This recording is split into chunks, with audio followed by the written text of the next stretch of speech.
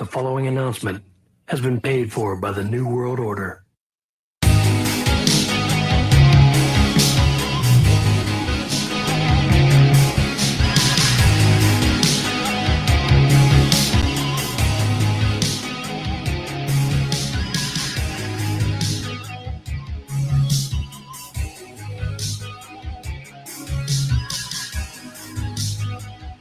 Take 3 Wrestling Podcast.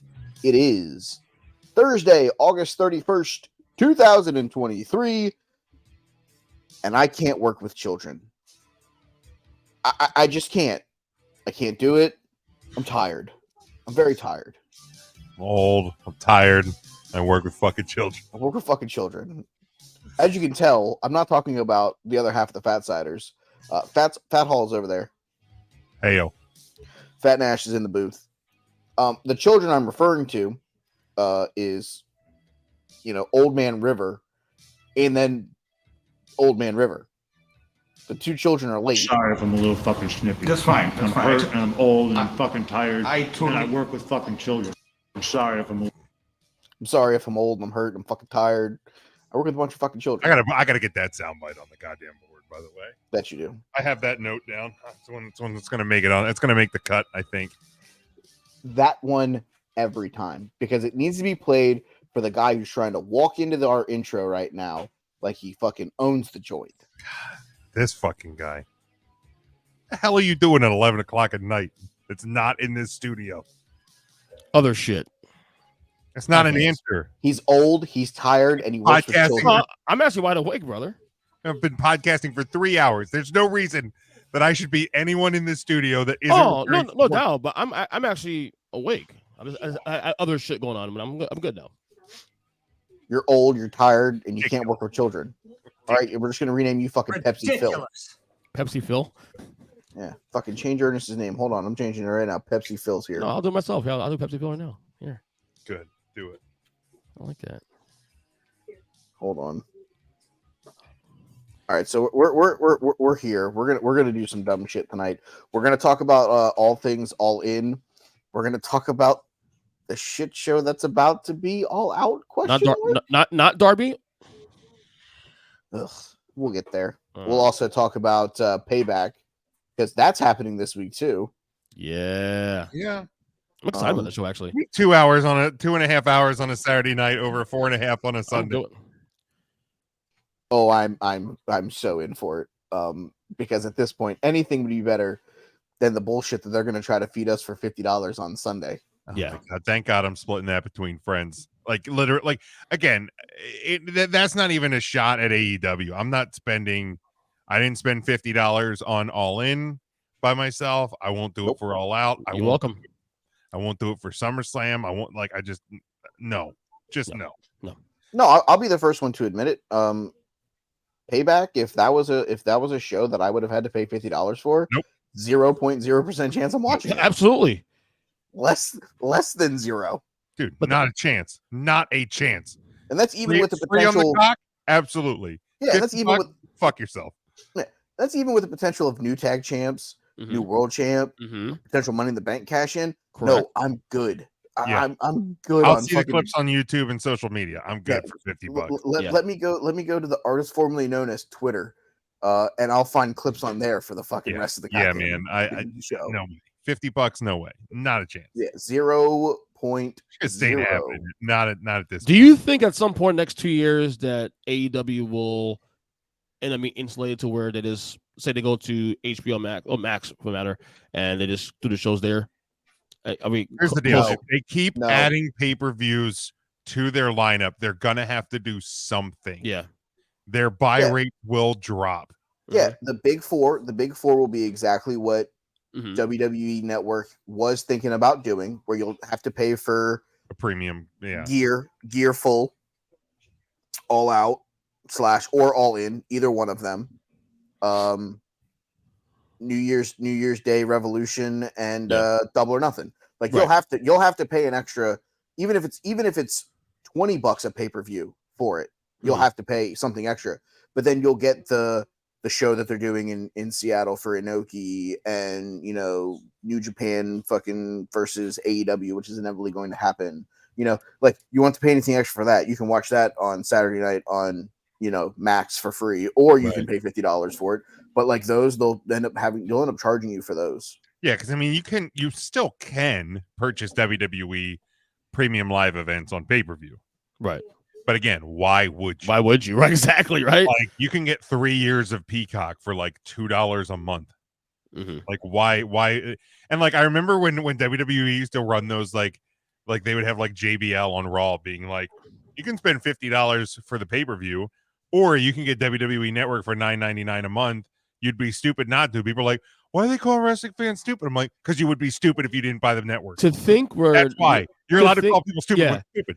To think we're nearly 10 years of like them doing this now, having their own platform to where you can watch all this stuff now. I can imagine going back to that world again, honestly. No, me neither. And I wouldn't. No, hell no. Fuck no. Like, it would go back to the days of finding an illegal stream for right, or picking and choosing the events you want to buy. Pay-per-views that wasn't Royal Rumble, WrestleMania, and maybe Summer. What's that face, Michael? I have a website if necessary. Oh, I think you shared me that one for football streams, but I don't need. Well, no, I have another one too. Oh, I think I might know that one from another friend, but maybe. But yeah, there's no way, and that's what I would have done with All In if we as a collective here didn't pay for it. I would have found a place to watch it. Like, also, before you came onto the show, Ernest, and before we went live, mm-hmm. I'm sweating the Minnesota-Nebraska game because somebody took the fucking Minnesota Golden Gophers -7 against fucking Nebraska. Stupid idiot. Thank you. They're down by 7 with 2.5 minutes left in the ball game. Oh boy! But they have the ball. He almost ripped in that touchdown. He did almost rip that touchdown in. That'd have been sick. In other words, in other news, also good job, Utah. Yeah, that was. I had them in everything. By the way, I had the under in that game too, right? That's the only under I had of the 4 picks, I think. Yes, Mister. I'm taking every over as except for that game. Right. I forgot. Yeah. Fucking idiot. All right. So while we wait, Jim. While we wait for Joe to get here, because I don't want to go into too much of the previewing while Joe is not here. And now we can talk about it. Let's talk about All In. Yeah, let's do that. Let's talk about the Freddie Mercury Memorial Show. Yeah, Rite Aid 2023. For those of you at home that somehow didn't watch it or watch clips of it, I guess let's start with the thing. I guess we should start with Phil from Chicago, Jungle Man, Generic Jack, Myro. What the fuck is going on in AEW? Pettiness is going on in AEW. Unprofessionalism. You name it. Tony, get your fucking house in order, man. God. Oh my God. I'm sorry if I'm a little fucking snippy. That's fine. I'm hurt and I'm old and I'm fucking tired. I work with fucking children. I mean, like, dude, like, seriously. Here's the thing, and I was on Twitter with DJ from the Mindless Wrestling podcast. What up? Earlier, and he was talking about how like he's like, because Impact had made a bunch of announcements about Impact 1000, which actually looks like it's going to be a really fun show coming up. I think that's next week. Mm-hmm. But like, he's like, if Tony Khan doesn't watch himself, he's going to end up finding himself as the number 3 promotion. And he kind of said it in jest, but he and I were going back and forth a little bit. Like, Impact knows their lane, and they're fine with that, and they've been comfortable in that spot for decades. Like, and they're doing great in that spot. The danger for AEW is not finding themselves as the number 3 promotion.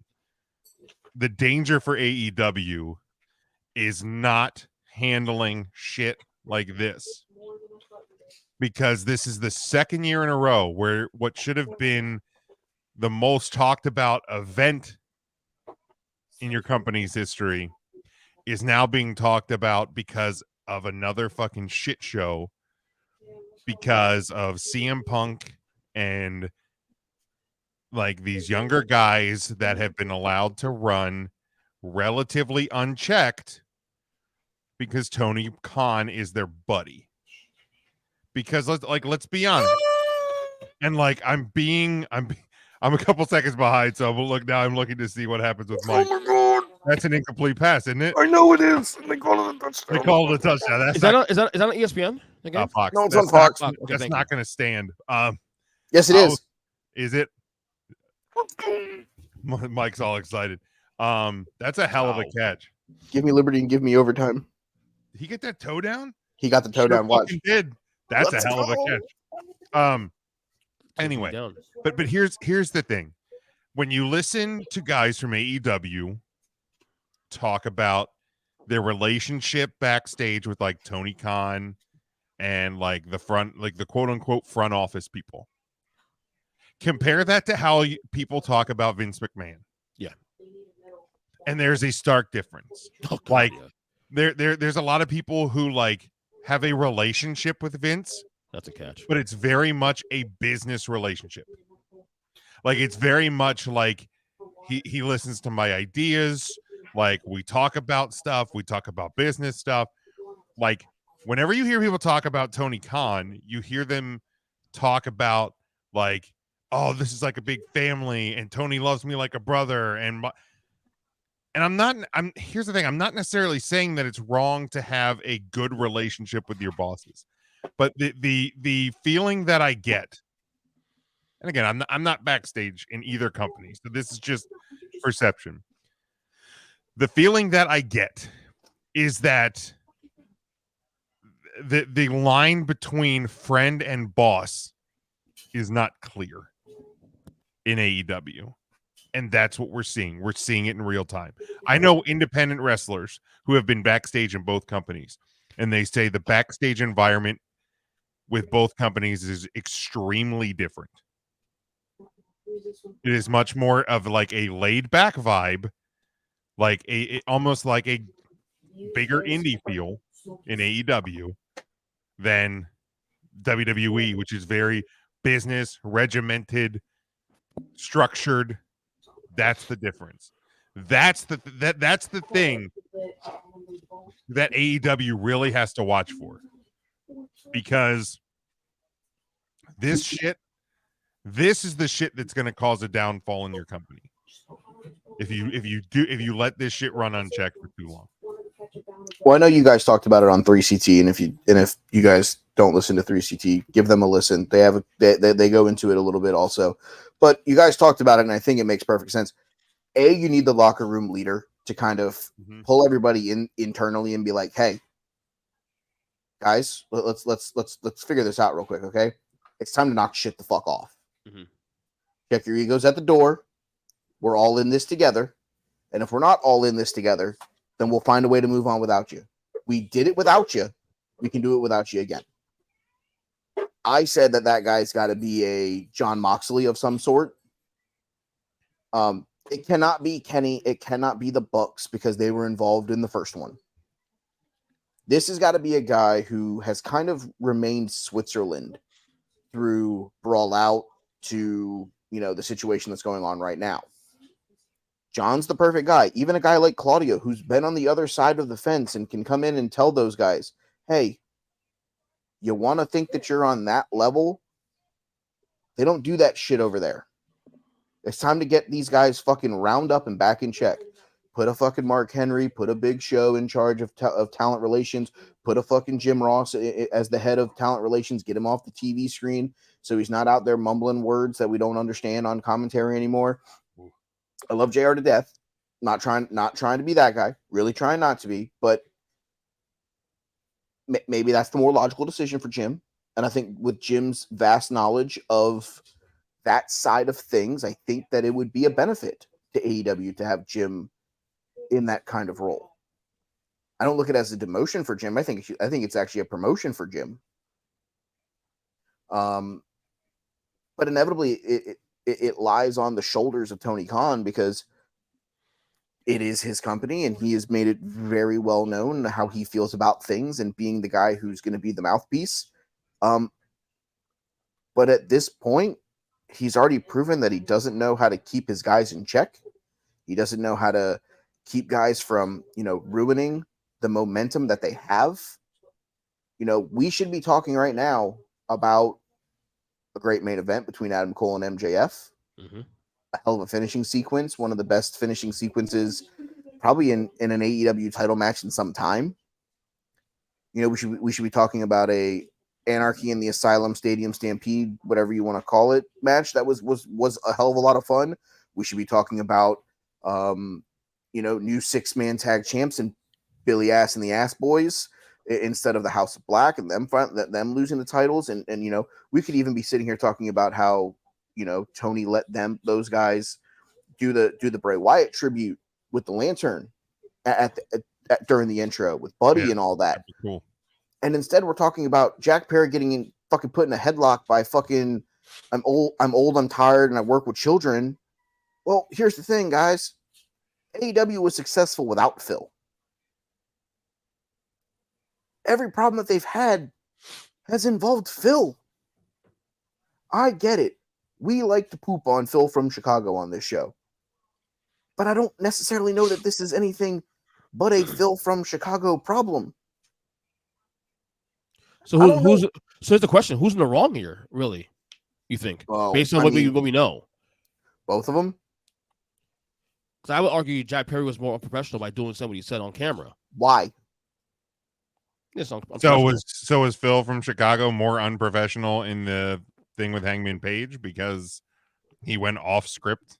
No, right, but we done that promo segment? we done that in the past though, and we're talking right now, which I agree with the record, Jim. No, I don't think Jack's more unprofessional than Phil. At this point, Jack Perry could be doing that to sell the people that it's not fake. Right. Here's the thing. It's still part of the wrestling business that you have to fucking believe what's going on. Well, here's the thing, dude. Like when everybody's talking about the glass comment, I had no clue what the fuck they were talking about until like 2 days after All In. Right. Until like you found out that like CM Punk wanted them to like do a spot with fake glass. So like, here's the thing, man. Like if you don't think that like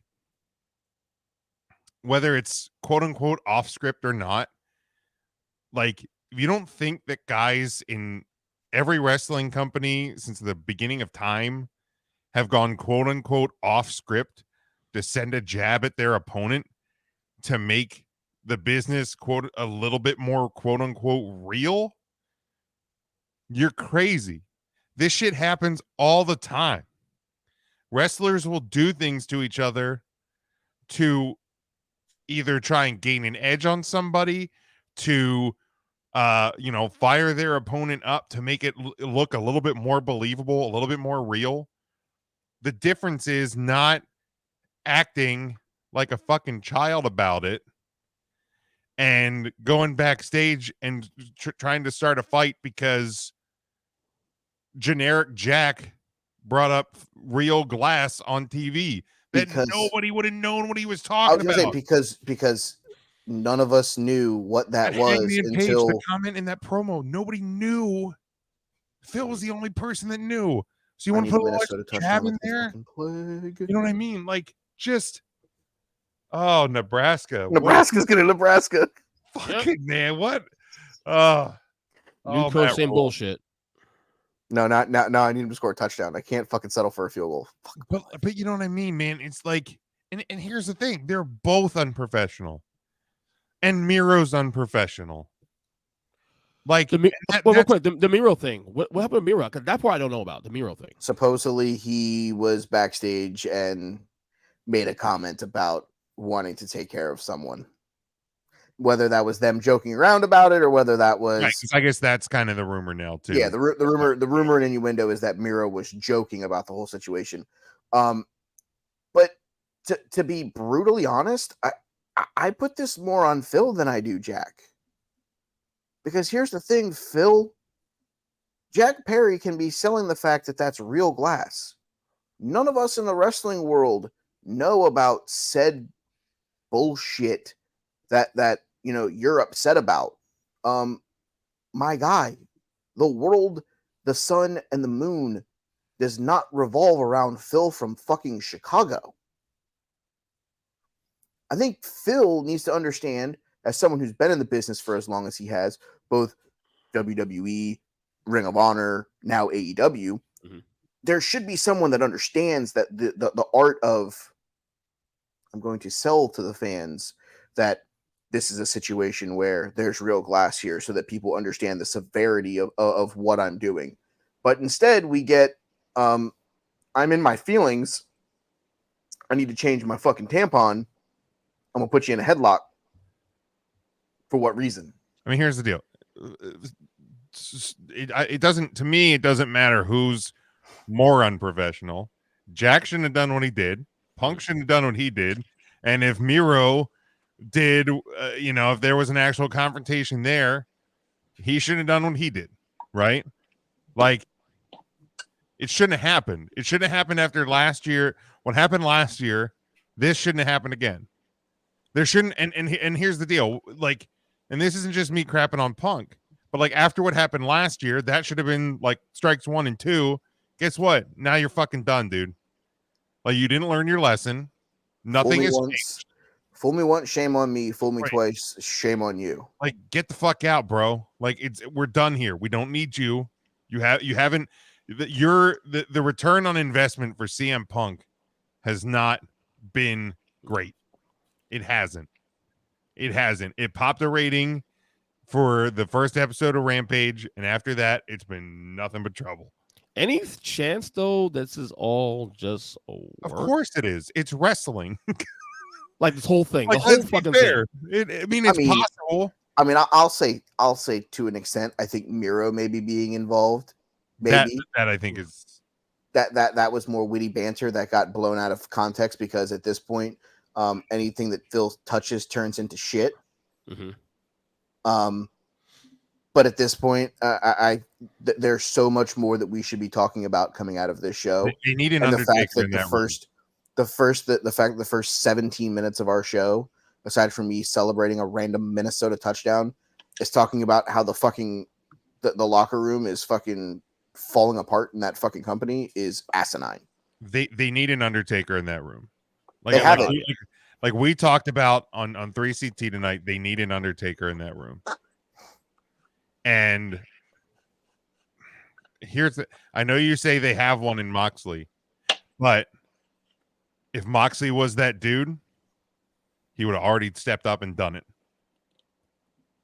Like I don't know if he wasn't the name I was actually going to mention, but I'll let Joe talk because he hasn't actually said anything. Well, hi. First of all, hi guys. Can you hear me?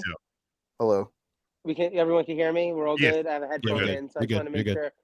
First of all, I want to apologize for being late. I was on my way out of the restaurant, and then CM Punk fucking just attacked me. He was just like, "Yo, you guys call that salmon?"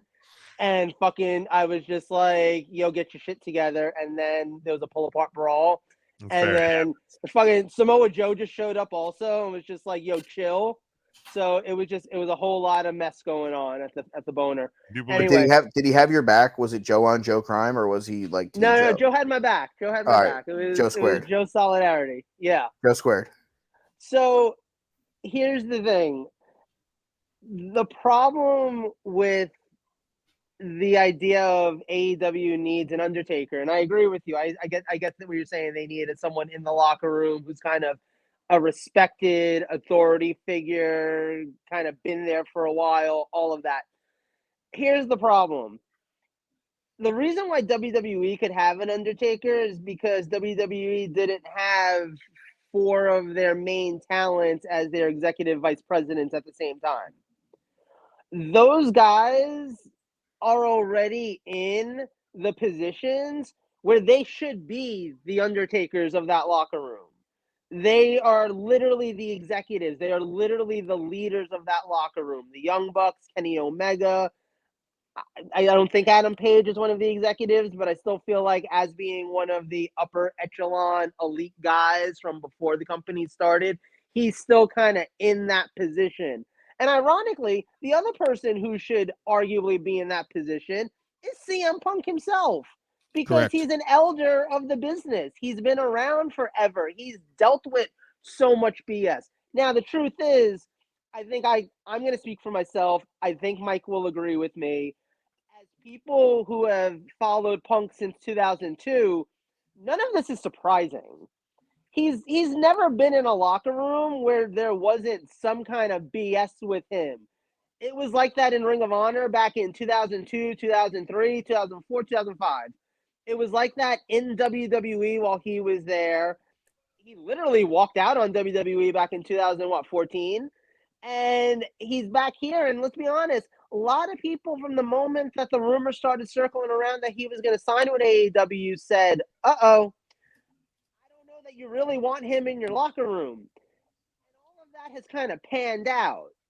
And the truth of the matter is, I do think I don't think he gets to take all the blame. I think there's a lot of immaturity from the other side of that coin.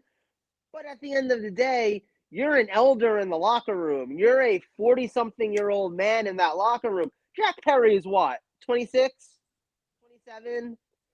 He's something like that. He's young. He's the son of someone who's really famous. He's probably had a lot of privilege in his life, whether, he likes to admit it or not or whatever. I'm not surprised that he's also the guy that's going to kind of shoot out the hip and be like, oh, I'm going to be kind of cool. I'm going to be disrespectful to this person, yada, yada, yada. Truth is, CM Punk being the older guy and being the elder who's been through the business for a long time probably needs to be the one to be like, yo, chill. Yo, I'm not going to get into a fight with you right now. Yo, we're at the biggest show outside of the WWE of all time. Arguably the biggest show of all time in this sport, period. This is what we're here for right now. This is what we're doing.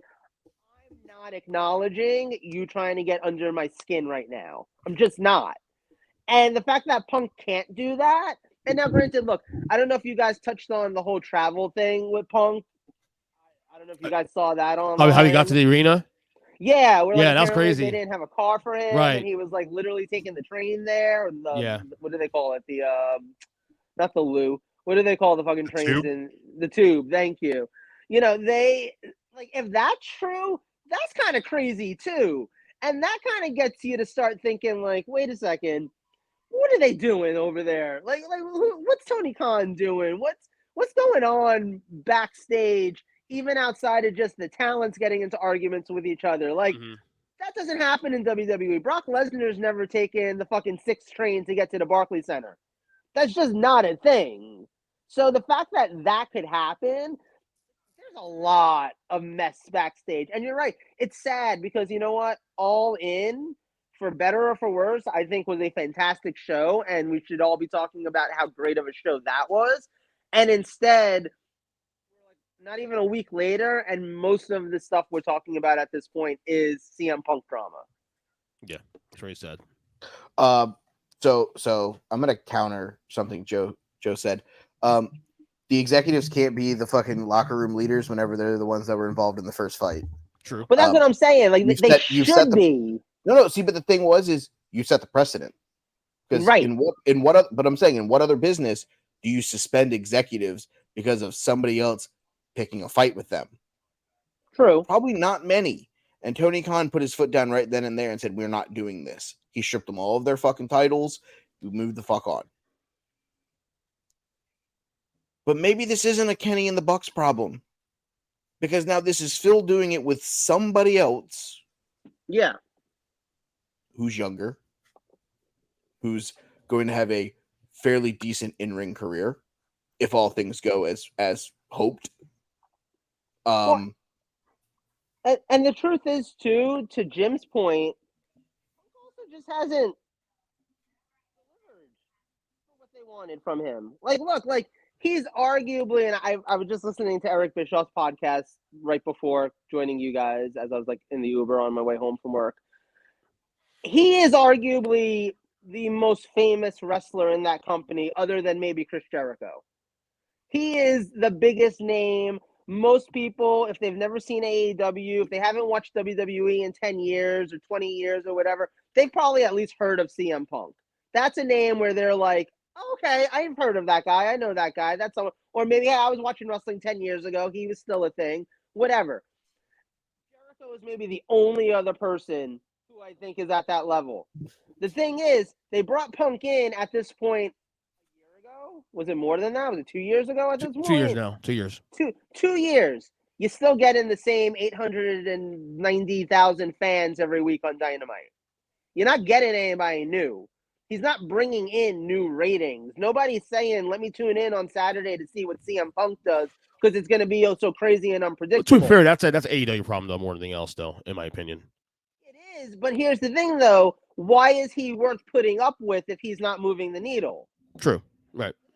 If he's being horrible, but he's bringing in, 2 million viewers every week, yeah, you kind of deal with it. Look, at my job, without naming names, there is someone who works at my job in the bar area who we all think is a dick. People literally come to the restaurant to see him specifically. People will call and be like, is so-and-so on the bar today? Okay, cool, I'm coming in. Oh, he's not? Okay, when is he there? Oh, tomorrow? I'll be in tomorrow. That's a thing. So guess what? We deal with him. We kind of take the L because, you know what? He actually does bring in business.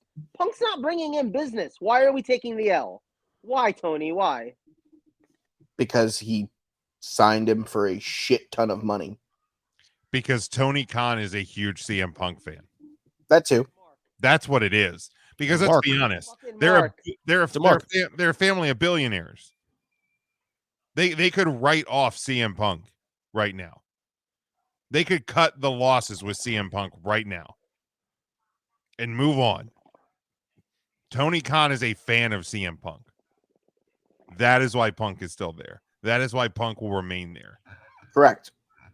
It's the same thing in WCW with like Hogan and shit. Like Hogan was ever only really like able to stick around when Bischoff was the one in power, because fucking Bischoff was. Well, no, it also didn't help that Hogan had creative control in his contract. Yeah. But I'm saying though, it's like think about it. Every time Bischoff went home, Hogan went home usually pretty quickly after that. When Russo was in power, Hogan usually ended up going home. Yeah, I would have too. I would have too, because fuck Vince Russo. Yeah, fair. But I'm just saying, like, it's similar. I feel like Punk is like the Hogan of AEW in a lot of ways. Except people actually are willing to stand up to Punk, where they weren't willing to do that with Hogan. I agree. No, but the locker room leader. This name's gonna surprise you because I know the guy that should fucking say it. He's the current New Japan Strong Openweight champion. Oh, Eddie Kingston? Yep. Let that guy, the guy who's been through Chikara closing to fucking not being allowed in Ring of Honor because of his beef with Claudio and fucking Hero, to fucking all kinds of other bullshit that he's gone through in his fucking trials and tribulations as a professional wrestler. If there's someone that you need to fucking have some of these young people actually sit down and hear the fucking story of the shit that Eddie Kingston's fucking been through to smack them across the side of the head, that's the guy. And I think that every wrestler in that locker room respects Eddie enough to at least give him the time of day to actually fucking listen to him. Then, I mean, I don't disagree with you, and I think that's a great name. But I'll say the same thing about Eddie Kingston that I'll say about Jon Moxley. Step up and fucking do it. The time to do it is 5 days ago. Like there's no more time to sit around and wait for somebody to step up and be that dude. Can we argue that Samoa Joe stepped up a little bit according to that story? A little bit, yeah, absolutely. Are we writing that one off? Because like there's a part of it that was, and I love Joe. I'm not saying this in any negative way. He was great on Twisted Metal, by the way. Check that out on Peacock. Yes, there was a part of it that was focused on himself because obviously that was his match at the biggest show of all time. That was potentially about to get scrapped when Punk was about to be like, I ain't going out there. So like, there's a bit of selfishness of him walking up to Punk and being like, yo, get your shit together and get out to the fucking ring. There was 0.0% chance that Phil wasn't fucking walking out there for that match. But here's the thing: like he'll play the game of chicken, but inevitably he would have walked the fuck out there. But like, if here's the problem though: if shit does get bad enough, then you're really going to have a mess on your hands, because if shit gets bad enough backstage and Tony Khan tries to put daddy pants on and say, well, this match is getting cut, you may have a angry Phil just walk out and create a scene on live TV, on live pay-per-view. Like, and here's the thing, like he can grab a microphone, but if nobody turns the microphone on, then what? Then you're going to look stupid. Like Samoa Joe stepping in again. There was 0.0% chance that Punk wasn't walking out in front of a live Wembley crowd.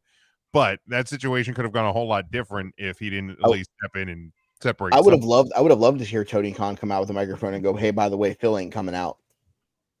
Because then there would have been 80,000 people in that fucking arena that would have wanted a fucking refund. Yeah. Do you think that match was always scheduled to go on first? Probably. Yeah. That's a good starter. It is. I agree, but I've seen some stuff online that suggested that basically they were like, get that match out there so we can get Punk the fuck out. Basically. But why would he be in Gorilla to go after Jack Perry if they weren't already going to have to be up that way to start the show? True, valid. And that's a big ass fucking stadium. It's not like it's the Amway Arena over there in Orlando where all the locker rooms are in the same corridor. I mean, I also think the only other match that could or should have opened it, arguably, would have been FTR versus the Bucks. Like when you look at the rest of the card, I don't think there's enough. I don't think there's enough with any other match, because like you want a good starter. Like you want something with some story. You want something with, that's going to grab the people to start off. So I think you go with Punk, Joe, or you go with FTR and the Young Bucks. And they've done Young Bucks matches first for a while. So I think they wanted to do something different with this, and they did. And it was a perfect spot for it. It really was. It started out the show perfectly. Yeah, I mean 100%. You start off your biggest show with Cult of Personality. I think that's a great move. Get the crowd engaged early. But yeah, I mean it stinks that here we are. There's plenty of other stuff that could be talked about. Again, I'll say the same thing about this show that I said about it on 3CT. I don't think there's a lot on this show that is must watch. I think the main event is must watch.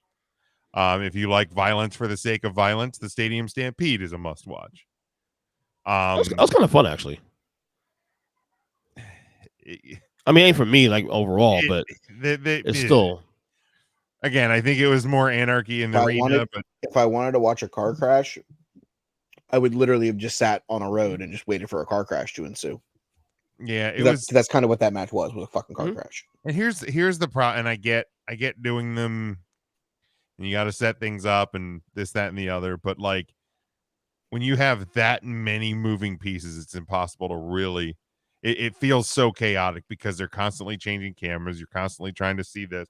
You're constantly trying to see that. It's just, I don't think it's executed well. I thought Soraya's entrance was cool. Her getting the moment of winning the title was fine. Mm-hmm. But again, you can see that on Twitter. You can see that on YouTube. You don't need to sit and watch it was only 8 minutes and 50 seconds. Okay, yeah, that's a match we can watch. I'm good with never watching Fozzy play Chris Jericho to the ring. Oh my God, that was awful. If we're gonna play good, bad, and ugly, like the good, the Will Ospreay versus Chris Jericho match, that's probably because I went with low expectations. So surprising that match was, again, nobody's putting it on their top matches of the year list. No, but I expected a fucking dud. It was actually fucking brutal, and it was actually pretty good. Jericho reminded us that he's still good at this. And I'll say a match that I expected more from, that afterwards I just kind of shrugged my shoulders and was like, oh, okay, was Kenny Omega, Kota Ibushi, and Hangman Page versus I Gotta Take a Shit and the other fucking two. The problem with that match is I think it was a match like that I felt like should have been the end of a feud. Correct. This just felt like just to get us to take a shit versus Kenny Omega versus Takeshita this Sunday, and Bullet Club Gold messing with the Young Bucks The tag title and picture. messing with FTR, and like it felt like it was just there to get the biggest players on the card. And yeah, I think not having Kenny Omega I think Kenny Omega Takeshita should have had their singles match at All-In. Yes, I agree with that. Like let's be honest about it. Like find another spot for Ibushi and Hangman Page and Bullet Club Gold, because like or just have them face each other in a tag match. you could, but like Kenny Omega should not have been in a 6-man tag on this show. I mean, let's a fucking coffin match that was. I like that hard-hearted. match. I mean, of course you did. It was fucking Sting. I mean, again, Sting's a fucking madman. Cool. Like, God bless that guy, man. God bless him. Here's the deal. Like, did I need that match on this card? No. Should Sting have been on this card? Yes. Should Sting have been in like a singles match on this card? No. So I guess like doing this tag thing, I guess I don't really get the coffin side of it, but No, the coffin part was dumb, but I've enjoyed the Darby and Swerve storyline. I think it's stupid that AR Fox had to get written out, but it is what it is. Luckily, they have Darby in 8 different feuds, so they were able to just slot in one of his other enemies and still have the match, so whatever. I think I'm a bigger fan of this show overall than you guys are. I actually think this is one of the best shows AEW's produced in at least 2 years. Oh, yeah. If not maybe one of their top 10 shows of all time for me. I would actually go back and watch this show. I mean, their highs are high. Their highs are high. Yeah, it's the first time in a long time where I feel like there were quite a few matches that I was like, okay, I would go watch that again. I enjoyed that. I thought the opener was fantastic. I thought Punk and Joe that reminded me of their matches in 2005 or 2004, whenever it was, more than their match on Dynamite did or Collision did a few weeks ago. I think that they delivered in this match. It was probably the best. It's the best Punk's looked in at least a year, and it's the best Joe's looked since he left WWE, as far as I'm concerned. now I will say this: there's one thing you said that I might actually agree with, and I shouldn't put it that way, but I probably definitely agree with. In fact, that this may be an AEW top 10 pay-per-view. That I believe is accurate because they've done 20 pay-per-views. So I would put this in their top 10. I knew you were looking that up, so I started looking it up at the same time. Yeah, they've done All-In was their 20th pay-per-view. I would easily put in the top 10. Easily in the top 10. I would put this in the top half. I don't even know if I'd go top 5, but it's top 10. I would venture a guess that I would not go top 5. I will put all of the money in my pocket that I would not put it in the top 10. Or the top 5. Go back and look at this. I feel like it's been years. Spectacle alone, the fact that it like the Wembley Stadium, like it was a cool look. It took me back a bit to SummerSlam '92. Like it was cool. Like the visual treatment of this show was really cool. So like, but on that alone, I love stadium shows. It felt big. On that alone, I'd put it in the top 10. And like to me, okay, if I was going through and I was saying, hey, I would watch this match again. I'm not even gonna go as far as to be like, oh, you should go watch this match. I mean, I would recommend these matches, but that opener I thought was great. The 6-man that followed it, admittedly, I fell asleep during it, and when I woke up, I was like, all right, I'm good. Like I don't need to go back and watch that one. I'm okay. Like you guys said, storyline's kind of lackluster. It is what it is. They just need to get Kenny on the card. I get it. Whatever. I love the FTR Young Bucks match. Oh, that was fantastic. I thought that was one of their best matches against each other. I might be crazy. One of the things I even love about it, and this is nothing to do with the match itself. I love that these two teams have now gone from having a match in front of no fans to having a match in front of 80,000 fans. That is cool to me. That is a come up moment. I mean, look, those two teams had to face each other on this show. Right. I'm 100%. I'm not faulting the match. The problem with me is I feel like because we saw it in front of no fans and then like 70 fans and then 100 fans and then 2,000 fans and then 1,500 fans and then 10,000 fans, is that I feel like I've just seen FTR and the Young Bucks against each other so many times. That's fair. That's fair. Like, You're right. you know Like, what I mean? So, like, I don't need to see them go against each other again after this. This was a good exclamation point finale point for that feud. remember I there was a don't point. need. I don't need more. Remember there was a point like 2017-ish when there was just, well, I can't say but there was multiple. There was like a point where it was like, who's Cena gonna wrestle at this show? And then all of a sudden you hear Randy Orton's music and you're like, motherfucker. Like, I can't believe they're doing this again. Like, that to me is like kind of how like I felt about FTR and the Young Bucks. Like, I get it.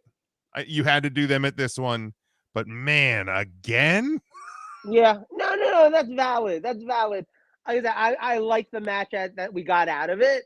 I don't need to. If they announced for Double or Nothing next year that they were going to do the Young Bucks versus FTR again, I'd roll my eyes. I would not be like, oh, great, it's been almost a year, let's see this again. I'd be like, no, I'm good. 80,000 fans, doing it in front of 80,000 fans, you're not getting bigger than that. And you've now done it so many times. Let's just put a bookmark on that. Let's just call that one the end of that feud and move on to bigger and different things with those two teams. I agree with you on that. The women's match didn't particularly do anything for me. It's another one. It's funny. I saw a lot of people kind of annoyed that Sheeta lost. I feel like Sheeta's another one of those where, So I feel like here's the thing. Sheeta winning the belt was totally cool with me because, again, she won it before and had this title reign in front of no fans. So her winning the belt in front of an actual crowd on Dynamite a few weeks ago and getting to defend it a couple of times, awesome, cool. Didn't hurt the division. I don't know that you can hurt this division at this point because it fucking sucks for the most part anyway. Say, when you're at the bottom, you can't go lower. I'm sorry. Right. Which is part of the reason, too, why I'm like, you know what? That they did this. I love that they gave Saraya the title in her home country in front of 80,000 fans. Anyone who has a problem with it, I'm just like, okay, but it doesn't hurt the division. Her being champion hurts nothing. If anything, it at least broke up that god-awful Outcast group that just never worked. Didn't break them up, by the way. They're having like an internal struggle thing. Yeah, they're having an internal struggle. Doesn't mean they're broken up. Have you not watched an episode of Monday Night Raw with DX for the last 25 years? Triple H pedigreed fucking Shawn 17 times. I still love my best friend. Well, either way, it's still... I'm not saying it's even like a very interesting thing that they've done. No, Saraya should have won. Saraya winning is right. Yeah. The damage. That division sucks. So like whatever, like you can do whatever in that division at this point. It really like damage, quote unquote. The damage, quote unquote, is if this is a long Saraya title run.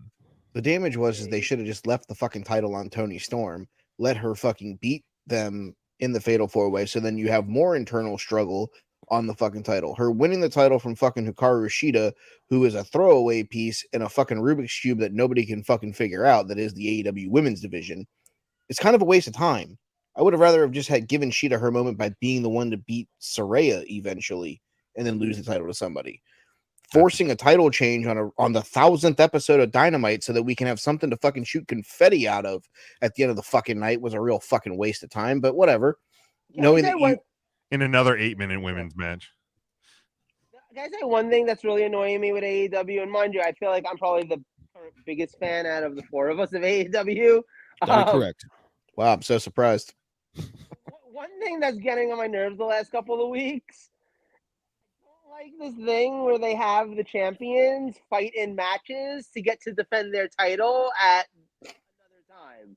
It's weird. Like Hikaru Shida had to win her way into that 4-way match where her title was on the line.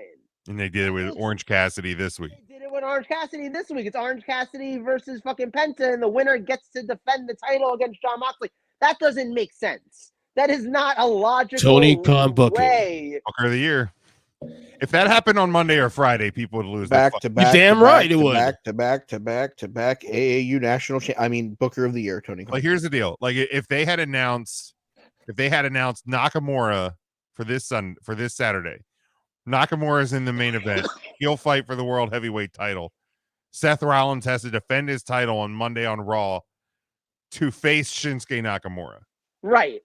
Like if Rollins came out and was like, I'm a fighting champion, I want to take on Bob Lashley tonight. Right. That's one thing. That's having a fighting champion. But you telling me that Seth Rollins has to defend his title on Monday to face Nakamura on Saturday is dumb.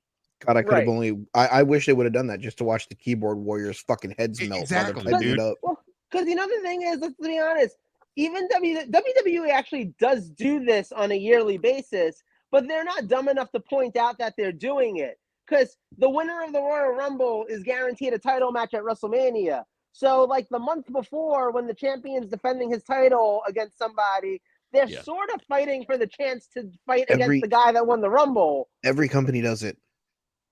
Right.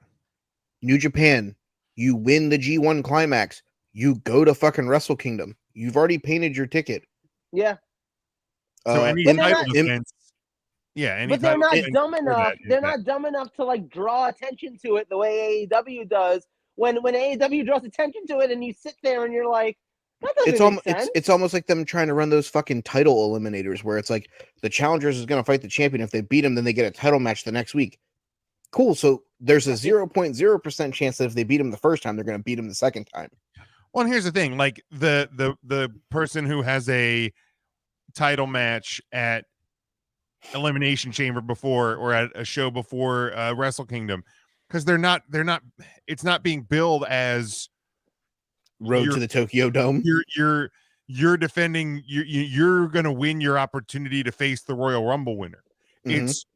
It's Roman Reigns has had a feud with Sami Zayn, and he's going to put Sami Zayn in the ground before he goes and takes care of Cody Rhodes in Los Angeles. Correct. So, like, yeah, it's we know for a fact that if Sami Zayn beats Roman Reigns at Elimination Chamber, he's going to be the one defending against Cody. We know that. But, like, it's not being presented as Roman has to earn his shot to face Cody Rhodes. No, it's I'm tired of dealing with this motherfucker messing up my bloodline. I'm going to get rid of this fucking dude, and then I'm going to go bury Cody as well. Like, it's how the presentation is made. They're literally telling us Orange Cassidy has to beat Penta to face Jon Moxley. What? Like, no, that's not how this works. That's not how math works. It shouldn't. It shouldn't. Like Jon Moxley is the final boss in the fucking At least game. I will at least give him this, because like at first I was like, wait a minute, like so Moxley's going to be able to go straight from All In to All Out, while Orange Cassidy has to wrestle a match on Wednesday. So at the very least, Moxley had a match on Wednesday. So at least both guys had a match midweek. Again, it's stupid how we get there, but at least Moxley wrestled. I will at least give them that. So I'll say the other three matches that I was a big fan of. I don't remember if there were any other matches, but six-man tag titles was okay. That one was cool for the the Bray Wyatt tribute and seeing the Acclaim. Like that was Billy fun. Gunn gets his moment. Billy Gunn, like all of that was cool. But again, you don't have to go watch that match. Forgettable. It's 10 minutes. I like the coffin match. Like I said, yes, I'm a big Sting fan. I'm a big Darby fan. I'm a big Swerve fan. There's almost nobody like I like Christian a lot. I that was fun to me. If you're not a fan of those guys, I could see why it's skippable. But I really enjoy that one. And then there's the main event. And like The main honestly, event was fantastic. The main event was an incredible match. I didn't know that MJF had that level of a match in him. I didn't know Adam Cole did. Adam Cole is someone who, I'm sorry, he's a great wrestler. He's great in ring. He does a lot of stuff really well. I think there's some things that you can kind of see what he's doing a lot more than you can with some other wrestlers.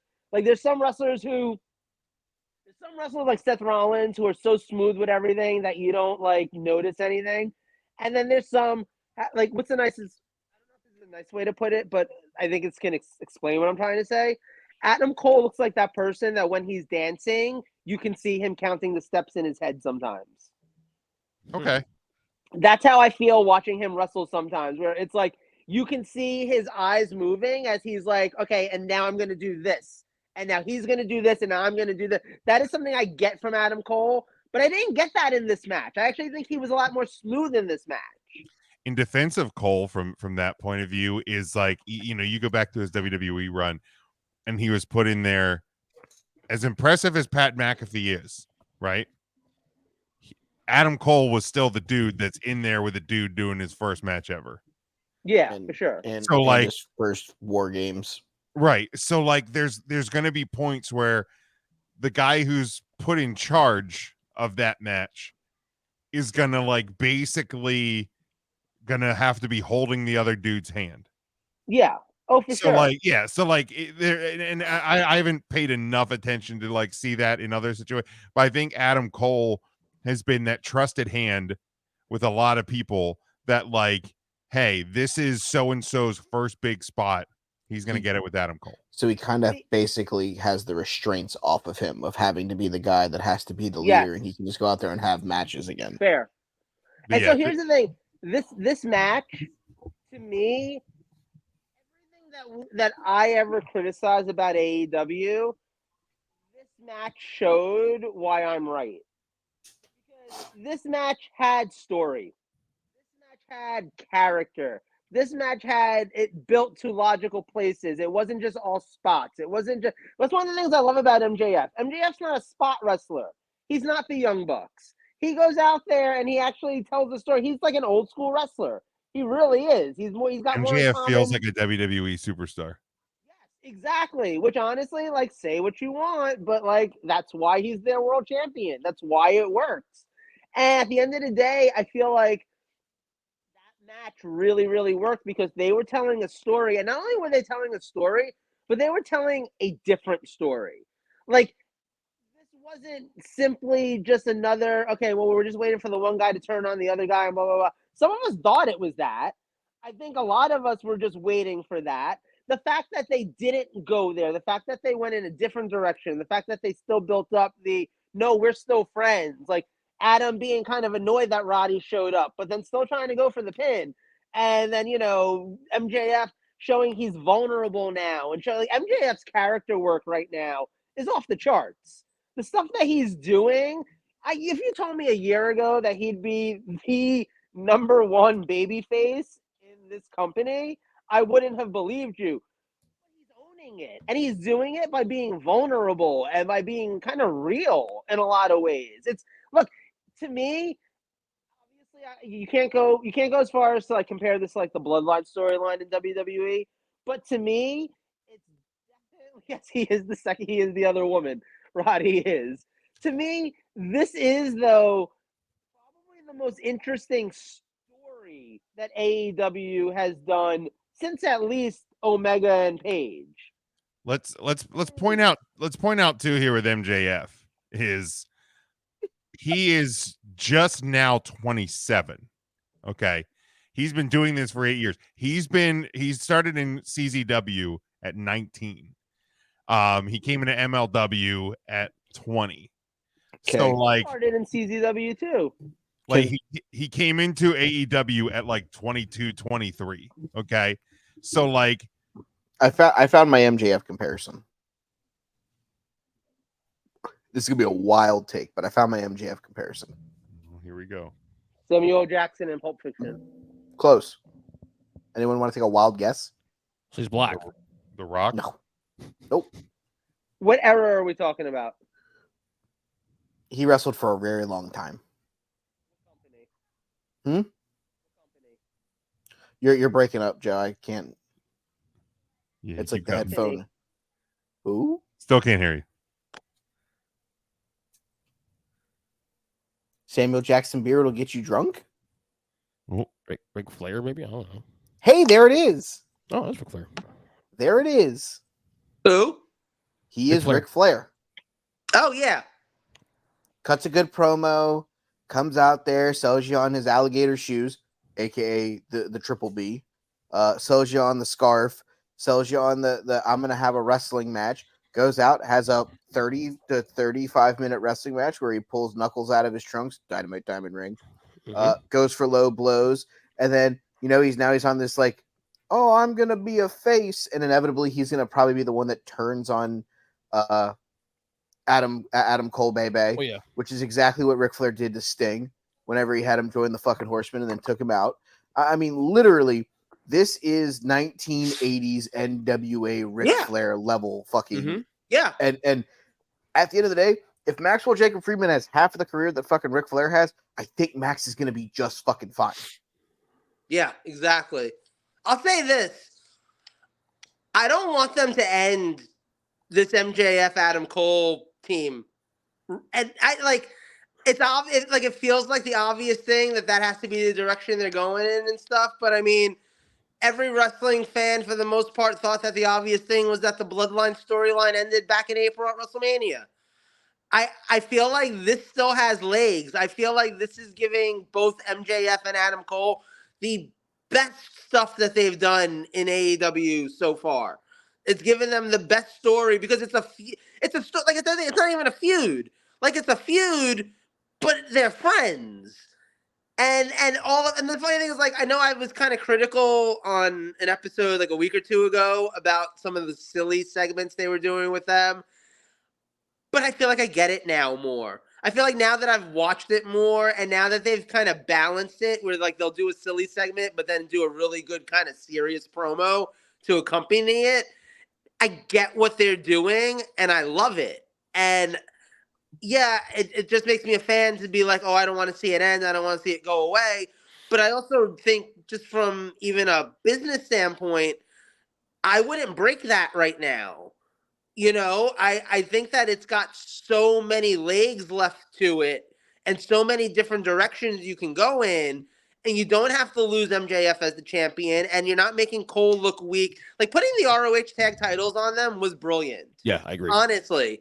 Like, where else can we go with that? That's what I want to see. I don't want to see Cole just end up being with the fucking Kingdom. I don't want to see MJF turn on him. I doubt it. I doubt it goes a year. Okay. I have what I would do. And now I live in a completely different world than what Tony Khan does. But I know what I would do next. After All Out, you're going to make the decision on what you're doing with Phil. Max talks Adam Cole into going after the quote real world's title so that they can be world champions together. Yeah. Cole takes the quote real world title off of Phil. And inevitably Max and Adam fight in a unification match against their will because Tony Khan says it's time to have one world champion. That's when the turn takes place. And that's where we figure out who the face and the heel is coming out of it. Now, is that Full Gear? I fucking hope not. Is it Revolution in February? Possibly. I feel like that's in play. Is it Double or Nothing? You might be able to stretch it that far. Here's the thing. I think they've already gotten more legs out of this than they ever planned on. Oh God, yeah. I think this was a very summer, quick... you know, to quote Grease, this was summer loving. You know what I mean? Like, 1,000%. This was, you know, let's have some fun for a minute, and it's gonna end quick, and then all of a sudden it's like, wow, this is really over as fuck. And credit to AEW for not rushing, and letting this thing breathe and actually playing it out. The fact it got this far and it actually made it the main event on the biggest fucking show speaks volumes. Well, I mean, Max was gonna fucking defend the title on this show no matter what. Right. Well, sure. So but those two though, I mean, to be fair, we're sitting here questioning like what they're doing, not having the world title on the show that's gonna happen in 4 days, and because there's no other person. Like we say Darby Allin's feuding with 7,000 people.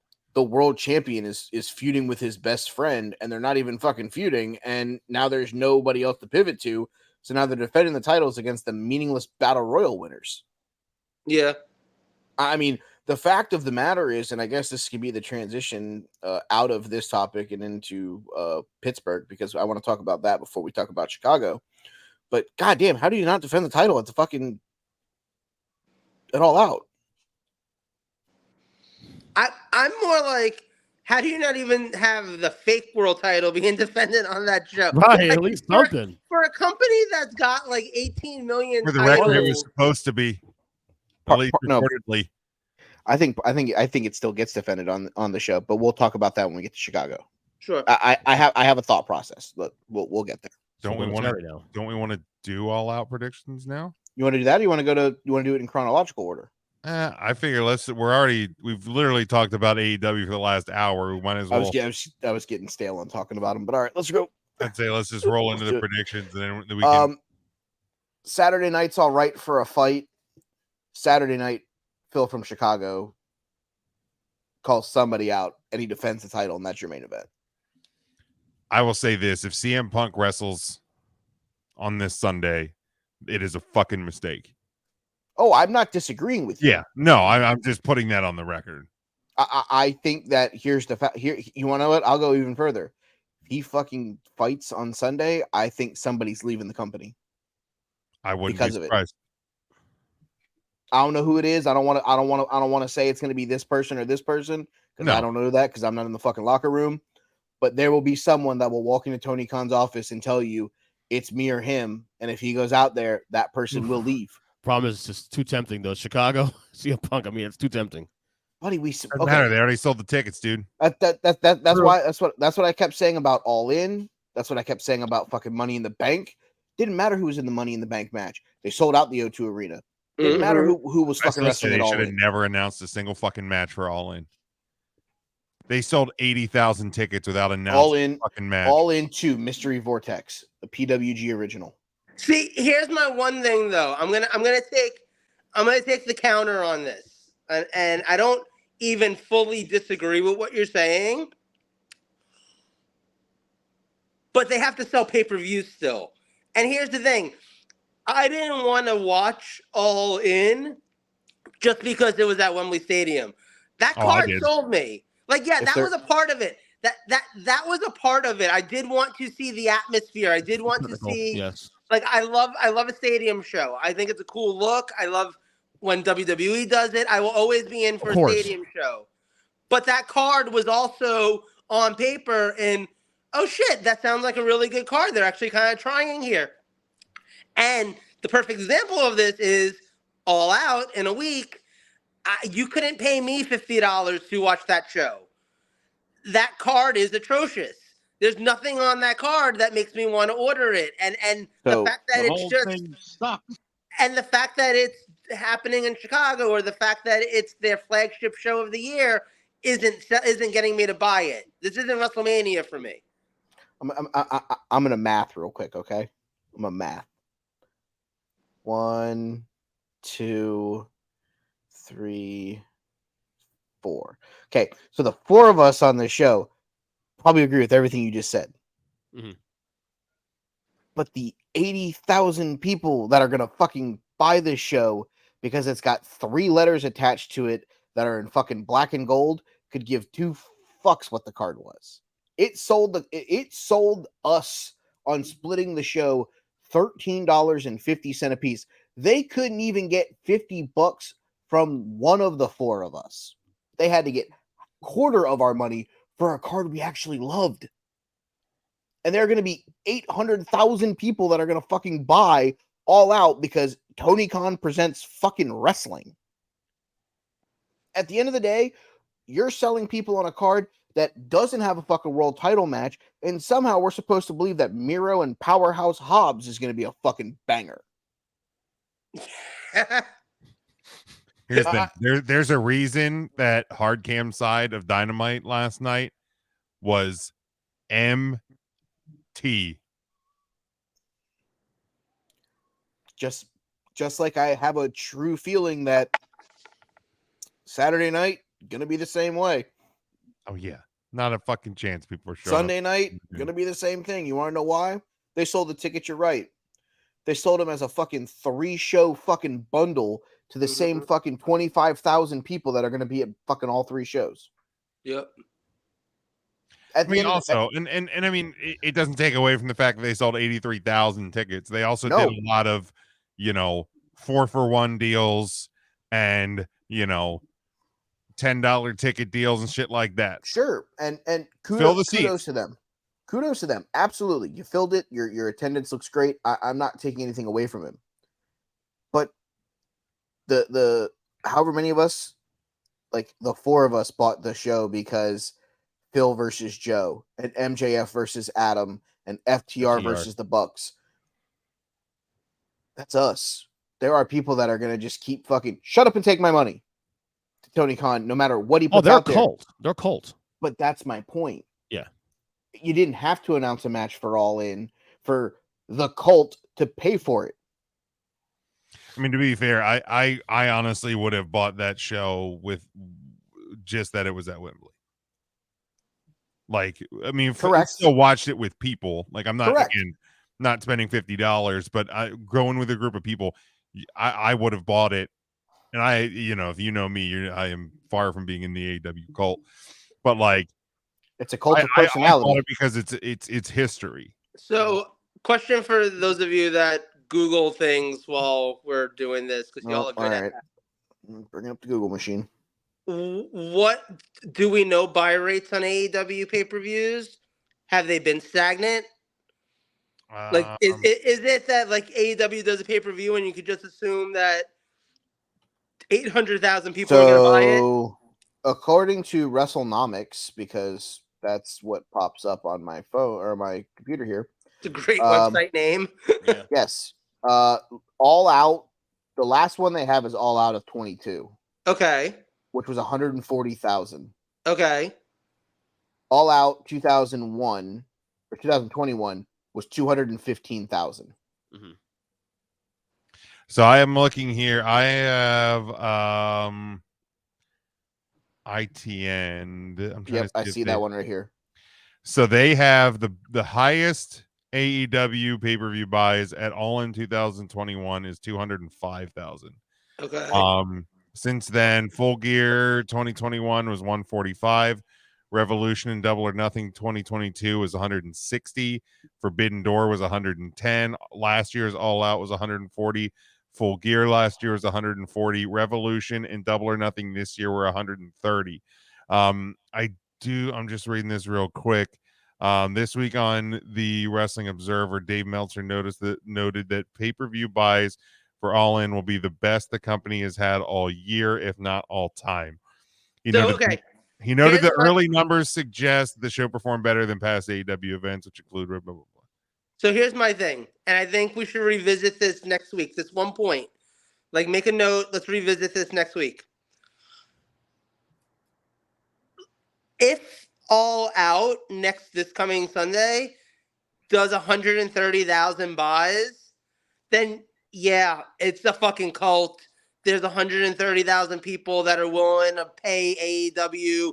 It's like fucking Jericho could literally take a shit on the Declaration of Independence in the middle of the ring and unannounced. And that could be the entire show. And 130,000 people are still going to pay for it.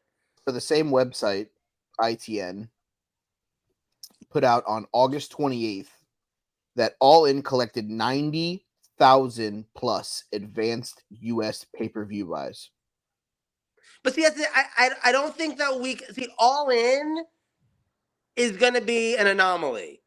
All In, as we've established, it was a special show. It's a different kind of show. It's a big deal. There were people that were willing to watch it just because it was in Wembley and like, hey, that's cool. There were people who were willing to buy it because, hey, this card is really good and that's cool. I think that All In is an anomaly. I don't think that we can base anything based on the All In numbers, which is why I'm saying I think next week's All Out numbers are more interesting.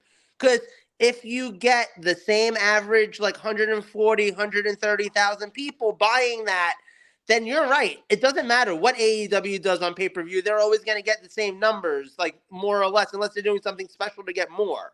So Double or Nothing 2020, which was May 23rd, is their first pandemic era pay-per-view, did 105. All Out that year did 90.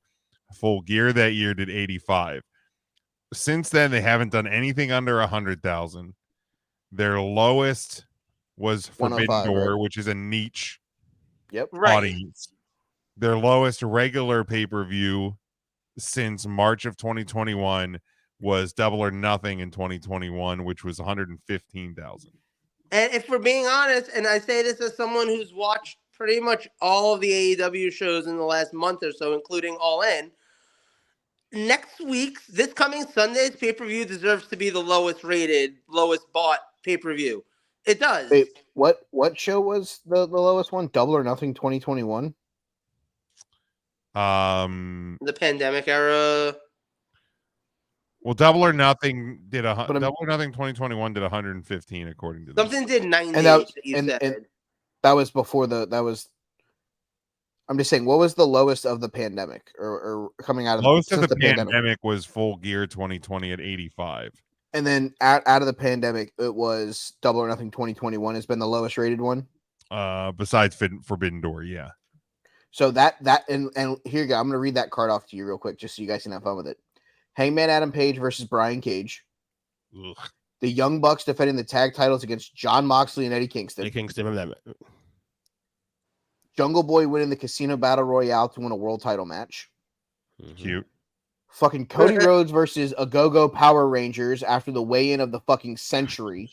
Forgot that The whole happened. thing sucks. Remember that show? Myro versus Lance Archer in a TNT Championship match. Ugh. The crowning of Dr. Britt Baker, DMD, defeating Hikaru Shida in a 17-minute women's match. Holy shit, they actually gave The them last time that happened. Yep. The whole thing sucked. Sting and Darby Allin against Ethan Page and Scorpio Sky. I can't Kenny, believe Sting and Ethan and Darby Allin have been a tag team for that long. Yep. Right. Kenny Omega defended the AEW World Championship in a triple threat match against Pac and Orange Cassidy. Now, that match fucking rocked, though. That match was a fucking banger. I do And remember then- that match. And then it was Stadium Stampede, where if the Inner Circle lost, they had to disband. Jericho, Hager, Sammy, Ortiz, and Santana against The Wheeler, match was Harwood, fun, but I'm rolling MJF, my eyes. Sean Spears, and Wardlow. Like, the match was fun. I'm just rolling my eyes that fucking 3 years later, we're still doing Jericho, boo-boo face, hurt my feelings gimmicks. Jesus Yep. Christ. 31 minute and 30-second main event. Stadium Stampede. Honestly, on paper, that card, I would give them $50 5 times before I gave them $50 to watch this shit that we're about to talk about in fucking Chicago. Yeah. Completely agree with you, bro. And that's why Completely agree with you. I was saying, like I think next week we should, well, whenever we find out the numbers that Yeah, they may All have Out estimates in next week. They may have estimates, but yeah. like that will be interesting, because to me, this pay-per-view deserves like 60,000 buys, and for Tony Khan to be like, oh, maybe I made a mistake. Maybe I shouldn't do a pay-per-view right after a pay-per-view. Right, because right now, let's But be wait, clear they're here. doing it again next year. Next They're year. doing it again. Exactly what I was going to say. They're already planning to do it again next year. He's So, already like, said it. I need this pay-per-view this coming Sunday to be like 60,000 buys, so someone can at least go, whoa. So at least next year when they do this, they at least set up both cards to be better than what they're doing this year. Because this doesn't even feel like an episode of Dynamite. It feels like a special long episode of Rampage. It's like a Rampage and Battle of the Belts. Yeah, I was gonna say this is Rampage Battle of the Belts if I've ever seen Yeah, one. like that's what this card is. I don't even know what the main event Hashtag is. Clash of Champions with no champions. Like, what's the main event going to be? Are you really doing Orange well- Cassidy defending the fucking Ready to Intercontinental go there? national title in the main event? We'll talk about it. Let's start go. going. Yeah. So here we go. Hold on. I just want to this was from Brandon Thurston, who works for WrestleNomics. On the media call today for All Out. A question was asked whether CM Punk will appear at All Out. Tony Khan says he can't comment. They're continuing to investigate. He's still looking into a few things. He said, please bear with us. He says he'll give an answer as soon as possible. Tony Khan went on to say he tried, but it was, quote, pretty much impossible to do a pay-per-view bundle offering customers who wanted to buy both All In and All Out. Fucking figure it out, Tony. That's why you need to go on a streaming service. Brandon Thurston then said he asked if fans can expect an answer by Sunday before All Out whether CM Punk will be on the pay-per-view. Khan says that is their goal to have an answer by then. Early in the call, he said All-In pay-per-view buys are tracking to end up as a top 3 for AEW, if not top 2. He says, I believe number 1 is All Out 2021. which is over 200,000 buys. Number 2 was Revolution 22 at about 175,000. So to be in the top 3, it would have to beat, as we were just saying, Double or Nothing 2022 around 165. Yeah, so that to Mike's prediction, It's not out of the equation. No. There wasn't a no. Ain't out the equation yet, bitches. There wasn't a no, which just blows me the fuck away. We gonna And, see and him. somebody We else, gonna see him. somebody commented, they brought up a great point. They're like, what the fuck is he investigating? It happened at Gorilla. Oh, Tony yeah, Khan no, was yeah. right there. He was right there. What does He's he have to Bischoff- investigate? Bischoff was talking investigating about if he that on can- his podcast too. He's investigating that if he can get Phil to come in and drop the fucking quote real world title to somebody at the fucking show. That's what he's investigating. He ain't investigating what happened. He's investigating about how the fuck we move on from this. Yeah, investigating is I'm on the phone trying to get Phil to agree to come. Yeah, They're like, I'm Tony trying already to- wants Phil there. Yeah, Phil's I'm the trying one to that get- gets to be like, I'm not doing this. Exactly. I'm trying to get Phil to leave Las Vegas and leave the Cauliflower Alley Club, which is where he was. Because I guarantee you he would have fucking showed up on fucking Rage in a Cage or Rampage or whatever the fuck show it was last night. No, If he not was allowed actually- on Wednesdays. Were Kenny and the Bucks actually there? Yeah, the Bucks were there. They were in a Apparently- video package. They were Oh, in that's a right, video video package. package. from I'm pretty Saturday. sure it was taped in Japan, no less, too. No, it was a England- tape in No, England. London. not Japan, Britain, wherever the fuck they were. Wherever. All right. We've avoided it long enough. Let's just it's like what Lauren says to EJ once a month. I've avoided this long enough. Let's go ahead and do this. Yeah, I fucking said it. Cold-blooded. All right, let's Damn. go.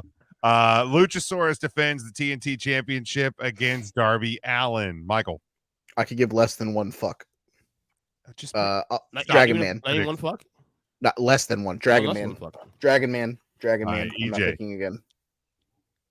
Yeah, go fucking Lucha. Joe.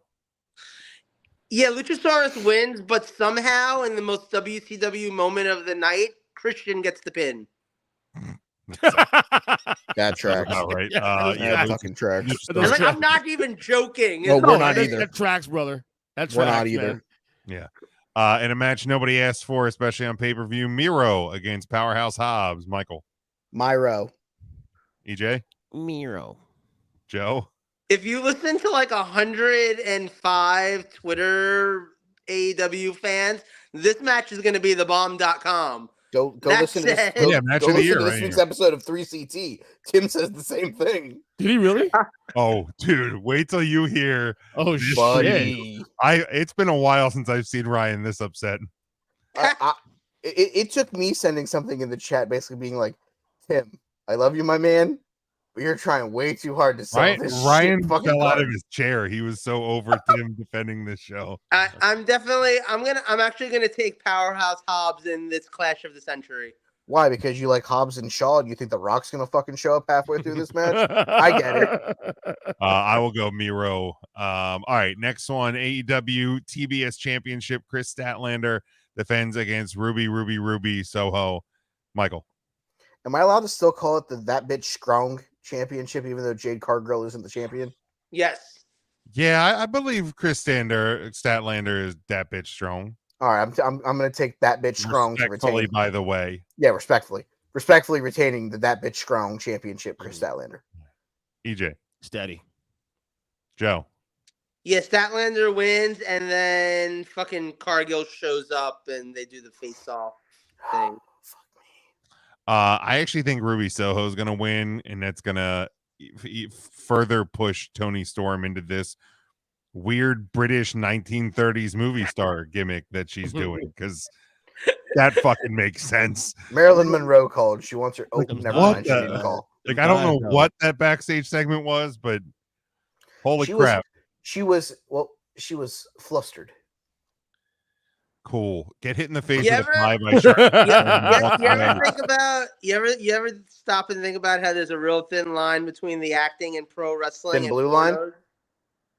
No, we're not talking about Mark from Texas. Oh, You sorry. say that I shit. just heard thin line. And I was like, oh, thin blue lines. No, No, We're no, going there's like there? 9 lines. the acting ability of pro wrestlers and porn stars is way too close. Oh, did you watch that segment between the Golden Elite and FTR and the Young Bucks? I've seen better acting in pornos. Yeah. I've done better acting in pornos. I had it beat straight. Jesus Alonzo Christ. Diaz. Let's What go. do you mean the girls aren't coming? That's a real line I had to say. Wow. Next match, please. Wow. AEW International Galactic Transcontinental Championship. Orange Cassidy defends against Jon Moxley. Michael. How the fuck did you not defend this title, the international title, on international soil, but you're defending it in America? Thank you. Dumb fuck. Because they Tony had Khan. to do the most entertaining match of all time. Because he had to do the what was it, the Hot Shots thing where he put the glove in glass. Because more glass. I'm sorry, I didn't get to say this before. I fucking love that match. I know it was a car wreck. I know it was I loved it in the way I love the Fast and Furious movies. Like I'm not dumb enough to sit here and be like this is art, but I fucking loved every second of it. For those that it was intended for, it was highly entertaining. Honestly, I would have popped more if during Stadium Stampede, Orange Cassidy just looked up and said, "Ow, that's real glass." I'm taking Jon Moxley to walk out with the title, though. Great All run right. by Orange Cassidy. I think it's time, though. EJ. Yeah, Moxley definitely walk away. Joe. Yeah, I don't see how Moxley's not winning this. Yeah, I think Moxley's winning. I think OC deservedly so is going to get a little bit of time away. I think this is the main event, too, by the way. It should be. Might as well be on this card. Shit. I mean, it was the go-home spot from Wednesday. If Phil from Chicago does not defend the, quote, real world title, this closes the show. Okay. I think it should. All right, singles match, Kenny Omega taking on Takeshita. Michael. Twinkle Toes McFingerbang. EJ. Kenny Omega for the win. Joe.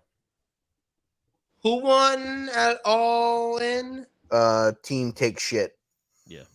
Did Takeshita pin Omega? Buddy, I don't know. That was Pin- 7 years and 5 you days ago. You pinned Paige? I thought. No, Buddy, you could have told me that they pinned Ellen Page. Bro, we all watched that show and nobody can remember who pinned who. Let's just put I'm honestly gonna take Takeshita. Who framed Roger Rabbit? I'll take Takeshita as well. He's awesome though. He's awesome though in the ring. All right. Yeah. Duh. First time watching him actually this past week.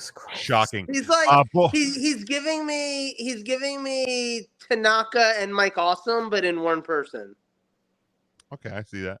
All right, we got Bullet Club Gold, which is of course the Ass Boys, Jay White and Juice Robinson taking on FTR and the Young Bucks in a Teddy Long special 8-man tag. Like if there's not a match that doesn't scream, "Oh, we just did a big show and now we have another pay-per-view and I need to get my biggest stars on it. Here's an 8-man tag." Yep. Like if they don't have Teddy Long ring announcing this, fuck AEW. Michael. I mean, at this point though, you got to be worried because next year you hear holla holla holla, you got a match against the Undertaker. I mean, and then all of a sudden Mark from Texas walks out. I don't know. He's walking a thin blue line. It's fucking weird. He's got Joe, 9 that lines. dance, He's got 9 lines. That dance is not good, Joe. Please stop. It looks like you're having a fucking motion with your hands. It's not good. I might have to call 911. Is this Teddy Long? No. Your wrist is a little too limp, and it makes it feel like. Hey, I'm gay. I can't help it that my wrists are too limp. That's not my fault. I was more worried were you having a heart condition because your whole hand just went fucking limp, my guy. I was like, are you okay? I did just turn 40. Jesus. Give me F the Revolutional Bucks. All right. EJ. I'm gonna go Bullet Club Gold here. All right. Joe. Is that because you love gold? I want to see Bullet Club Gold win because I actually really enjoy that stable. Mm-hmm. But I do think that the Bucks and the fucking FTR are gonna win. I would love it so much more if, quote, Rock Hard Juice Robinson stopped screaming as much in the middle of promos. The fucking worst.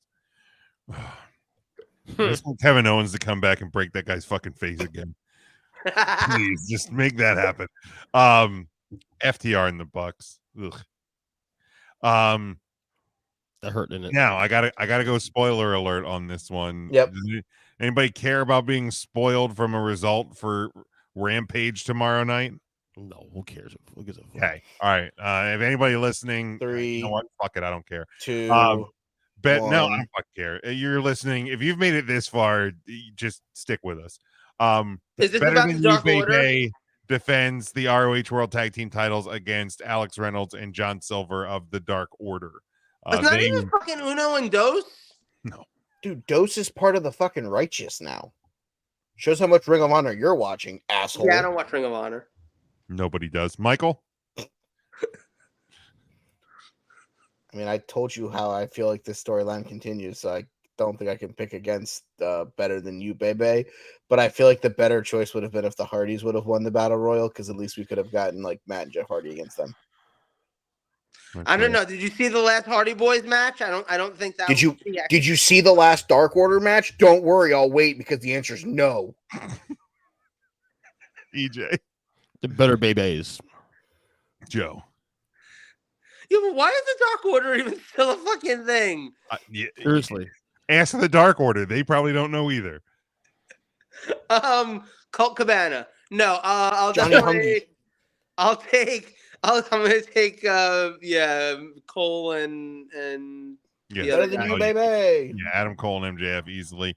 Then we have a singles match for the ROH World Television title because remember, this is an AEW pay-per-view. Samoa Joe defending against Shane Taylor. Who? Michael? Fuck if I know. Seriously, He who used the to be fuck is Keith Taylor? Lee's tag team partner. Oh, Remember that guy? Okay. Oh, yeah, I Yeah. do remember him. But Jim, can you hit that soundbite one more time? Yeah. Yeah, all right, it's Samoa Joe. Yo, could you imagine if they had done Joe versus Keith Lee? Now that would be a match. Could you imagine if they put Shane Taylor back with Keith Lee and they like made them like the biggest tag team ever? Could you imagine if they actually made this show worthwhile? EJ. Samoa Joe, man. Joe. Yeah, I don't understand why this is on an AEW pay-per-view. Frankly, I think the AEW spends too much time doing the whole multiverse thing. Fuck you, Marvel. Like, Whoa. well, no, but like, because everyone does this multiverse shit now. Did you see Don't the blame Marvel Flash? for that. Blame the cocaine. I'm just saying, like, Ring of Honor can stay. Like, I'd rather have fucking Kingston and Claudio for the ROH World Title. At least that would make some level of sense Hey, versus we'll get this. there. We'll get there. Stop jumping ahead. No, I know, but like Shane Taylor hasn't even been on AEW television. No, but he won the Battle Royal to become the #1 contender on fucking Ring of Honor television. That sounds like a Ring of Honor problem. hell is even that? Well, that's what happens when you have the Ring of Honor television champion as a mainstay on your fucking AEW show. Sucks. I guess Samoa Joe's winning because, like, I hope Right. Shane Taylor wins, but I'm picking Samoa Joe. I hope nobody wins. But Samoa Joe. And lastly, tag team match, Eddie Kingston and Shibata taking on the Blackpool Combat Club of Claudio and Wheeler Yuter. Michael. I would like to order a nice ham, turkey, and chicken with some cheese on your lovely loaf of ciabatta bread. There you go. EJ. Give me BCC. All right. Joe. Oh, you like the BBC? What? BCC. I'm gonna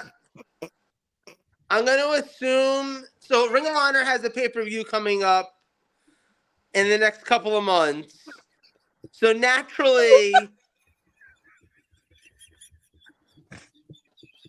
I missed something.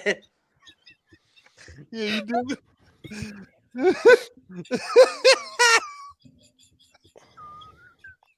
Someone's broken. They broke each other. It's okay. I've been there. Just keep going, Joe. Okay. Naturally, I think that they're gonna have Kingston pin Claudio in this match, so they can have an ROH World Title match in September at the stadium for AEW Dynamite Grand Slam. Oh my god. So yeah, definitely Eddie and Shibata. Eddie, Team Kingston, because I cannot possibly say the other team. Just say it. Joe. Nope. Just say it. No, you want to. Nope. The moment has passed. That is AEW All Out. How does it feel to be on a show where no one defends that fucking card as much as fucking It's wonderful. Wonderful. Finally, WWE is go. Fucking A, man.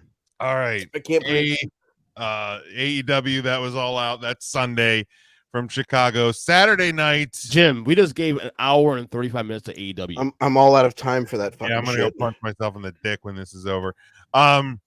Saturday, September the 2nd, from PPG Paints Arena in Pittsburgh. It is WWE. Home of one real Canadian pompous jackass, but otherwise.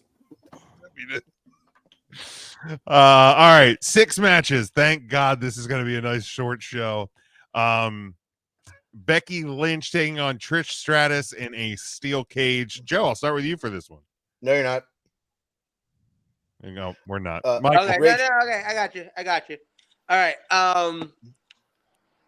Yo, so can we say one thing though? Like, kudos to WWE for actually having like storylines for every single one of their matches.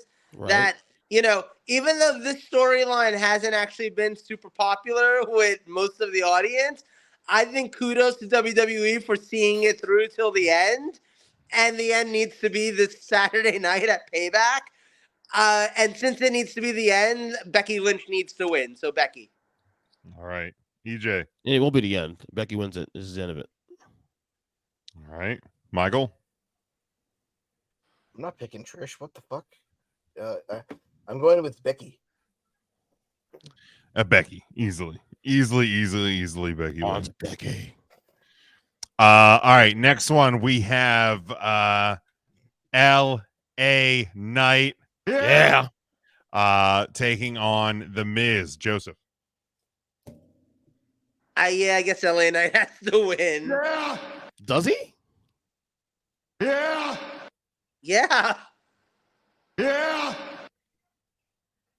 EJ. This is an amazing feud. This can go on for months. So good. Think I of love it. Fucking A, man. I'm gonna go Miz. Fuck it. Hold on. I gotta do a thing. Hold on. Just stand by. Talk amongst yourselves for a minute. Okay. I'm gonna go Miz here. This just some shenanigans here. Just, I currently have on the very first Payback pay-per-view, and it's AJ Lee versus Caitlyn for what I'm assuming is the women's title on my TV screen right now. Divas title. Do I over under? What's a better match, this one or Trish versus Becky this Saturday? hold on, EJ. Give me your pick again. The Miz. Dummy. Yeah. Get the fuck out of here, Michael. L.A. Knight. Yeah. I mean, come on, man. Fucking EJ. The answer's LA Knight. Dummy. Yeah.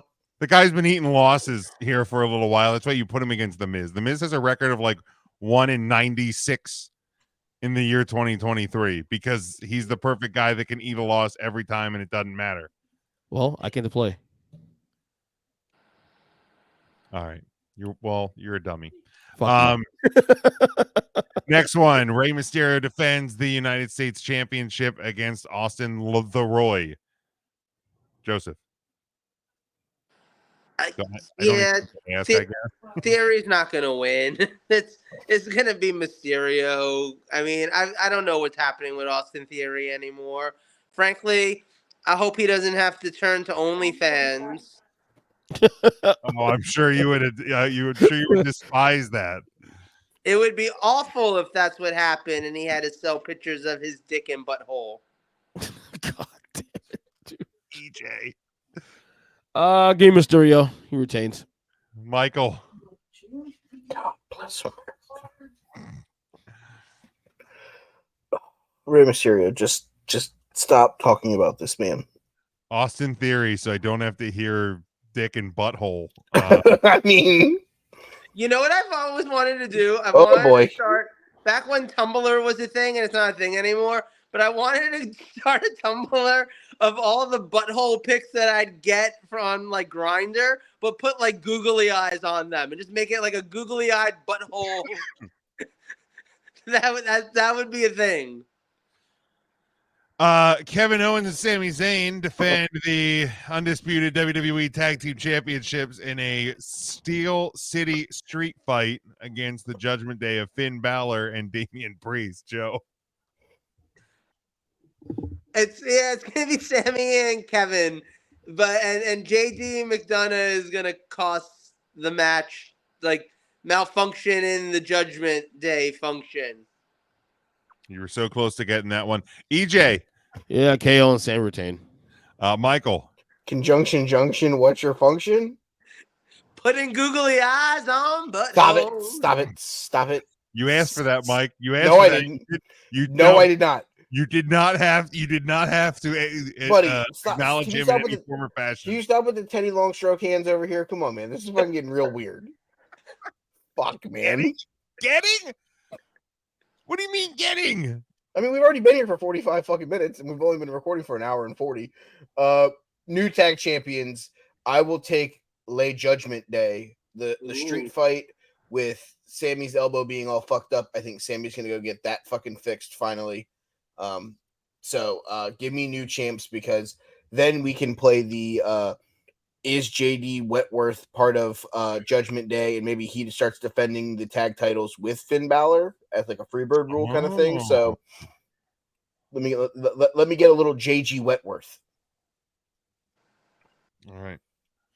I like the point about Sami Zayn's elbow, so I will go with the Judgment Day to win the titles as well. All right, then we have the Women's World Championship, Rhea Ripley defending against Raquel Rodriguez. Joe.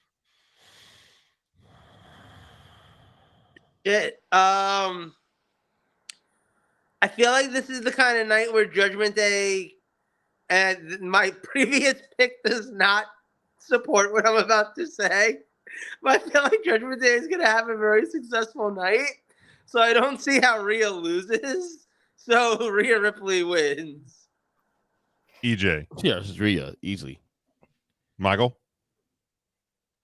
Well, I mean, if the closing shot is not them all standing with the titles, then it better be a shot somewhere on this show.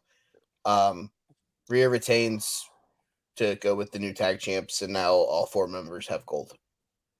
Yeah. I mean, I crap on AEW for having 8-minute women's matches, but this one should be no longer than 8 minutes. But it makes sense. It'll go 12. But it makes sense.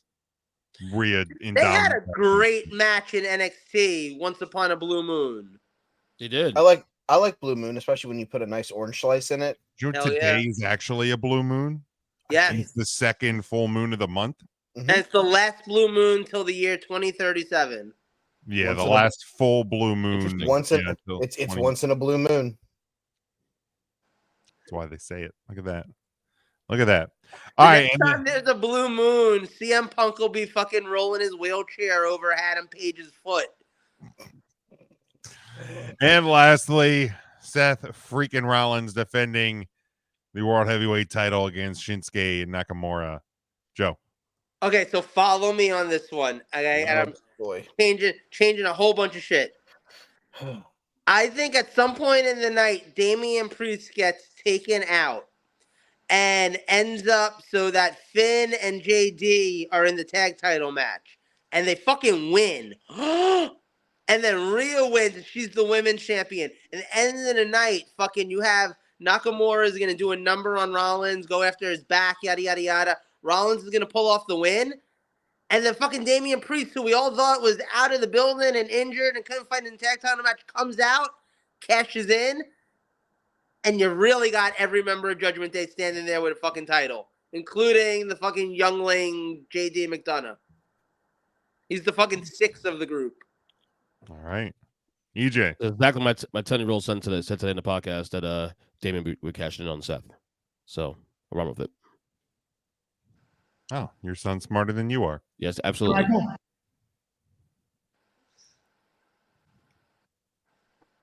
Hey, it's Franklin. I think Nakamura wins. I think he walks out clean. I don't think we get the cash in yet.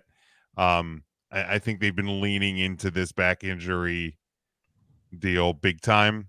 And I think, I mean, like, I think, I don't remember if it was on this show or if it was on 3CT, but we talked about the fact that, like, Rollins has basically been going nonstop since like pre-pandemic. So like, with the exception of when they had the baby. yeah, and even then he was That was only short-lived, out for too. like a couple. Oh yeah, of he weeks. was gone for like a month. Yeah, like He got his 1 month maternity leave.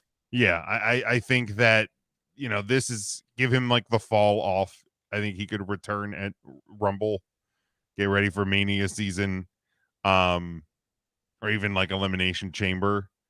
Because like I know there's some people that are starting to speculate that we get Seth versus Roman at Mania this year.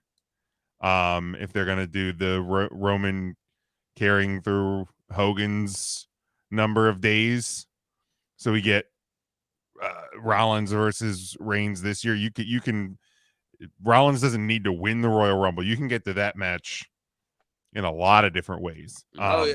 So give Rollins some time off.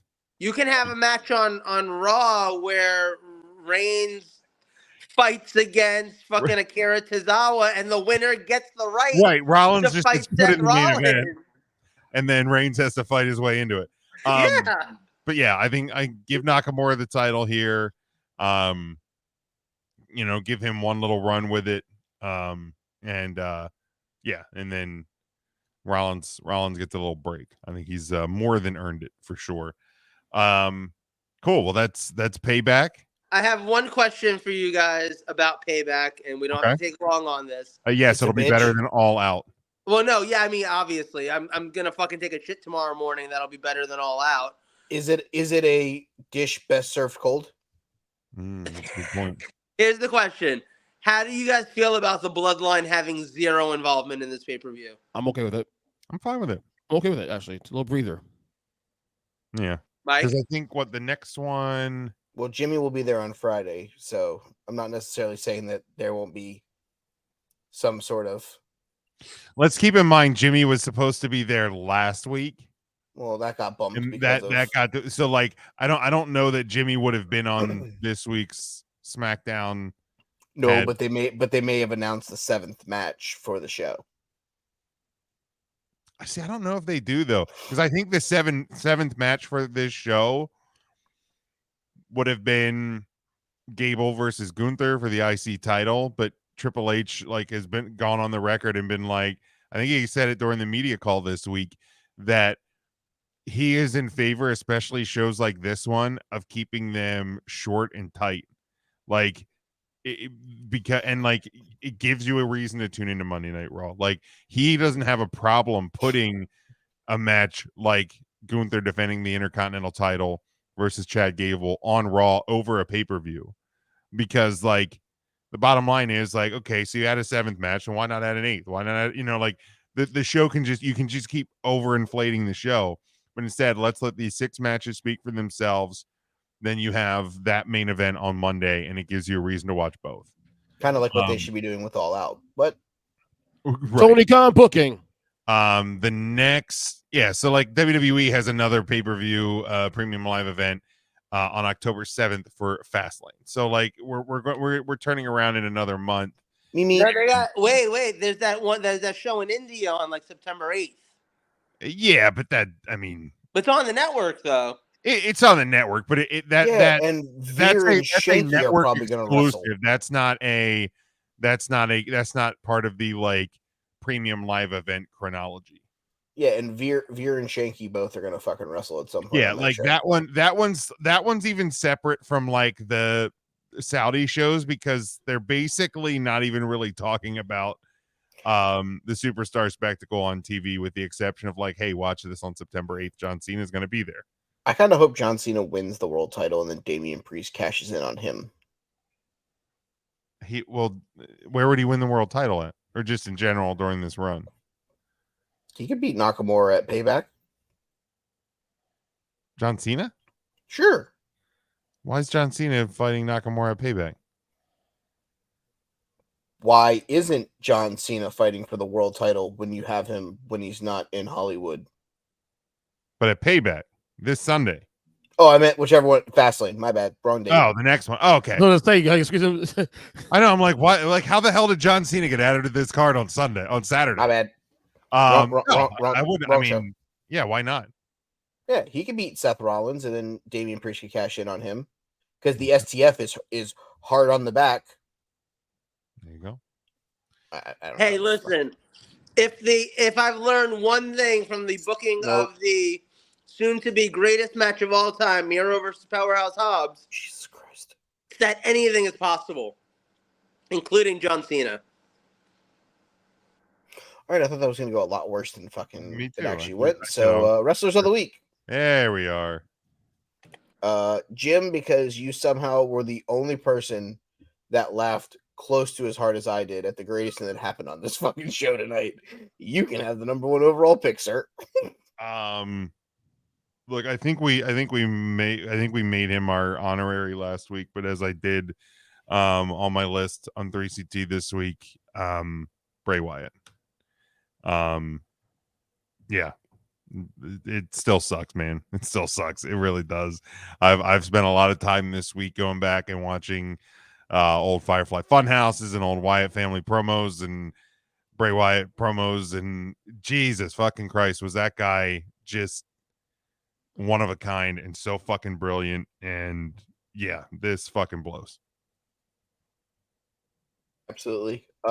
Ernest. Give me MJF as he retained the world title. In other news, Great job. Joseph. I know I want to nominate.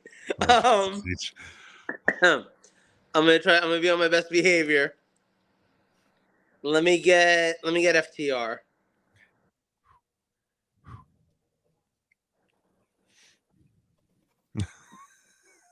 You okay, Michael? I'm Michael. I'm here. That's all I got.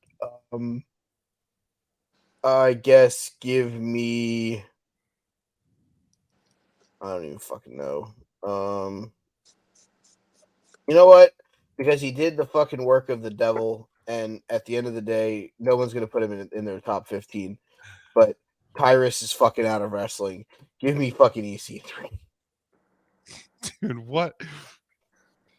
EC3 beats fucking Tyrus to become new NWA World Champion at the 75th anniversary of NWA in like a hotel fucking conference room in front of like 28 people.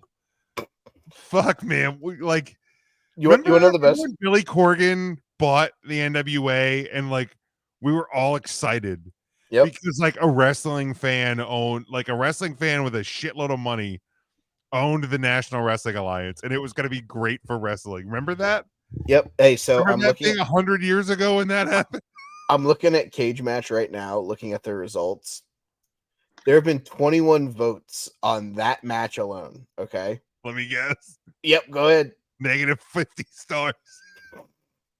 It's got to be 0 through 10. 0.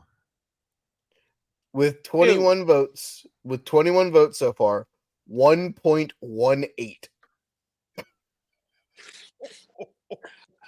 Oh, it's so dog water. Dang, dude. Oh, it's so dog water. I saw a couple of clips from it, and I'm just like, so bad. Like, I couldn't believe that was the NWA. Like, that looked bad for like a fucking trash bag fucking indie show, man. We went to a Dragon Gate USA show that looked better than that. Embarrassing, man. In the middle of bumfuck Georgia. I for one just hope that the next Fox News NWA champion is Tucker Carlson. I'm just putting that out there. Jesus Christ. Jim, your final selection. I will take somebody who had a tremendous moment in front of the London crowd. You can have personal feelings about her aside. That was a cool moment for Saraya. Ernest. Give me the guy. A match that I had no expectations on, but he was pretty good. Give me a William Ocean Spray. Oh, not Crane Ocean Spray. I love Crane Ocean Spray. How did you know? Joseph? Bong. Jesus Like, Christ. I'm a mile away. I'm like, yep, okay. He's doing this so I'm he's doing taking Jack Perry because fuck CM Punk. There it is. Yep. There it is. Yep. Yep, Good there old it is. generic Jack. I popped a bunch of people I work with up where I'm in like a wrestling message group with a bunch of people. And when we were talking about all the shit that happened, and I was like, I said something about generic Jack, and somebody was like, "Oh my god, that's the perfect name for him." I kept last week on Thursday was my birthday, and people kept being like, "Ooh, you're the birthday boy," and I kept thinking to myself, "I'm the birthday man." Purr. Sorry. Purr. I'm not a boy, I'm a I'm not a man. birthday boy, I'm a birthday man. Not jungle boy, jungle man. Fucking A, Joe. Never I'm not the changed. birthday boy, I'm a birthday man. Man. Sausage. Sassafras.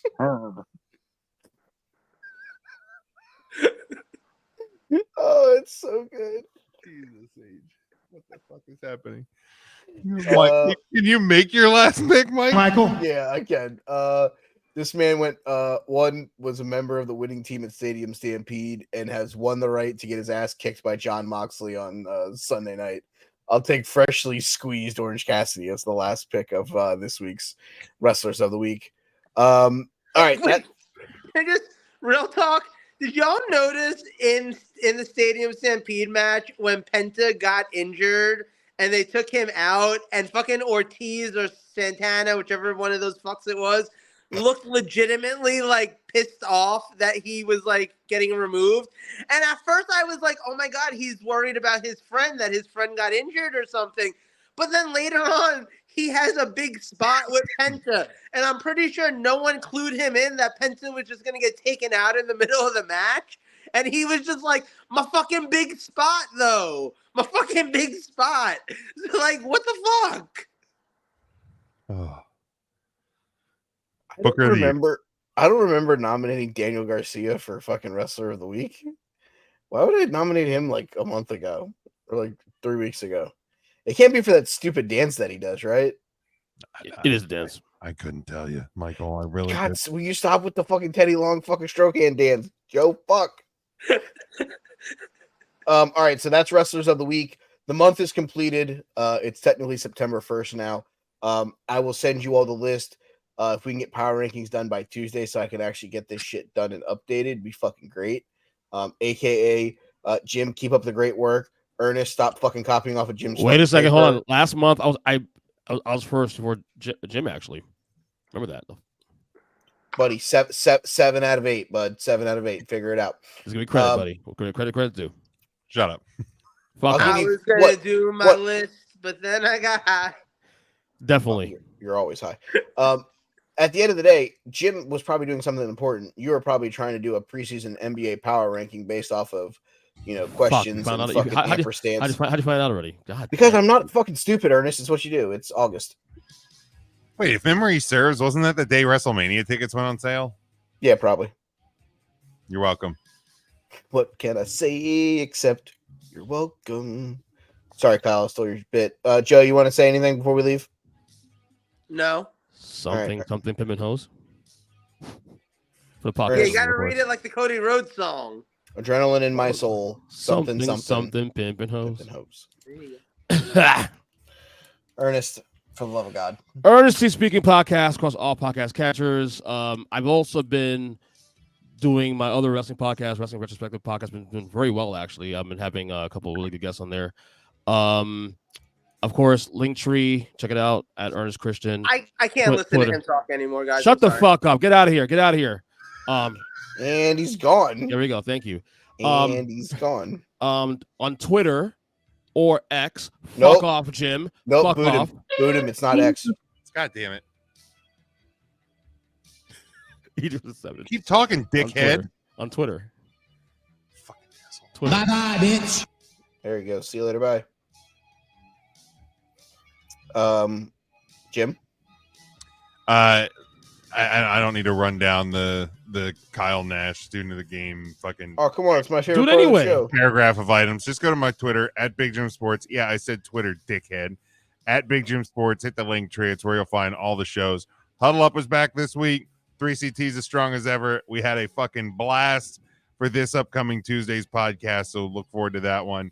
And Discussions with a Nobody. I dropped one last Friday, I think. Yeah, Yes. last Friday. Good. So check that out. Maybe you'll learn that you actually do like some Kiss songs. So go check that one out. And yeah, like I said, just hit the link tree. I'm big. I like your top 10 actually. It was actually pretty good. You think? Pretty good. You can follow the show at Take the Number 3 Wrestling. Send all your hate tweets to at EJ Christian 7. That's EJ Christian 7. Tell him how much of an idiot he is for being the Pepsi Phil of our show. Tell him how much the Heat are going to suck and that Florida State's probably going to lose by He's still 30 on salty. Monday. He's still salty with the fucking conference finals. Okay. Did you win an NBA championship? We did not. Okay, then you did the same thing we did. Fucking failed. All right. At the end of the day, it's done and over with. At the end of the day, that's the show. We'll see you guys next week. If you want to listen to Fantasy Football Talk, you can listen to me, FKC Fantasy Hour, on the Huddle Up Incorporated feed. Hit all Big Jim's link tree for all the cool stuff. Until next week, we'll see you guys right here on the Take 3 Wrestling Podcast. Good night.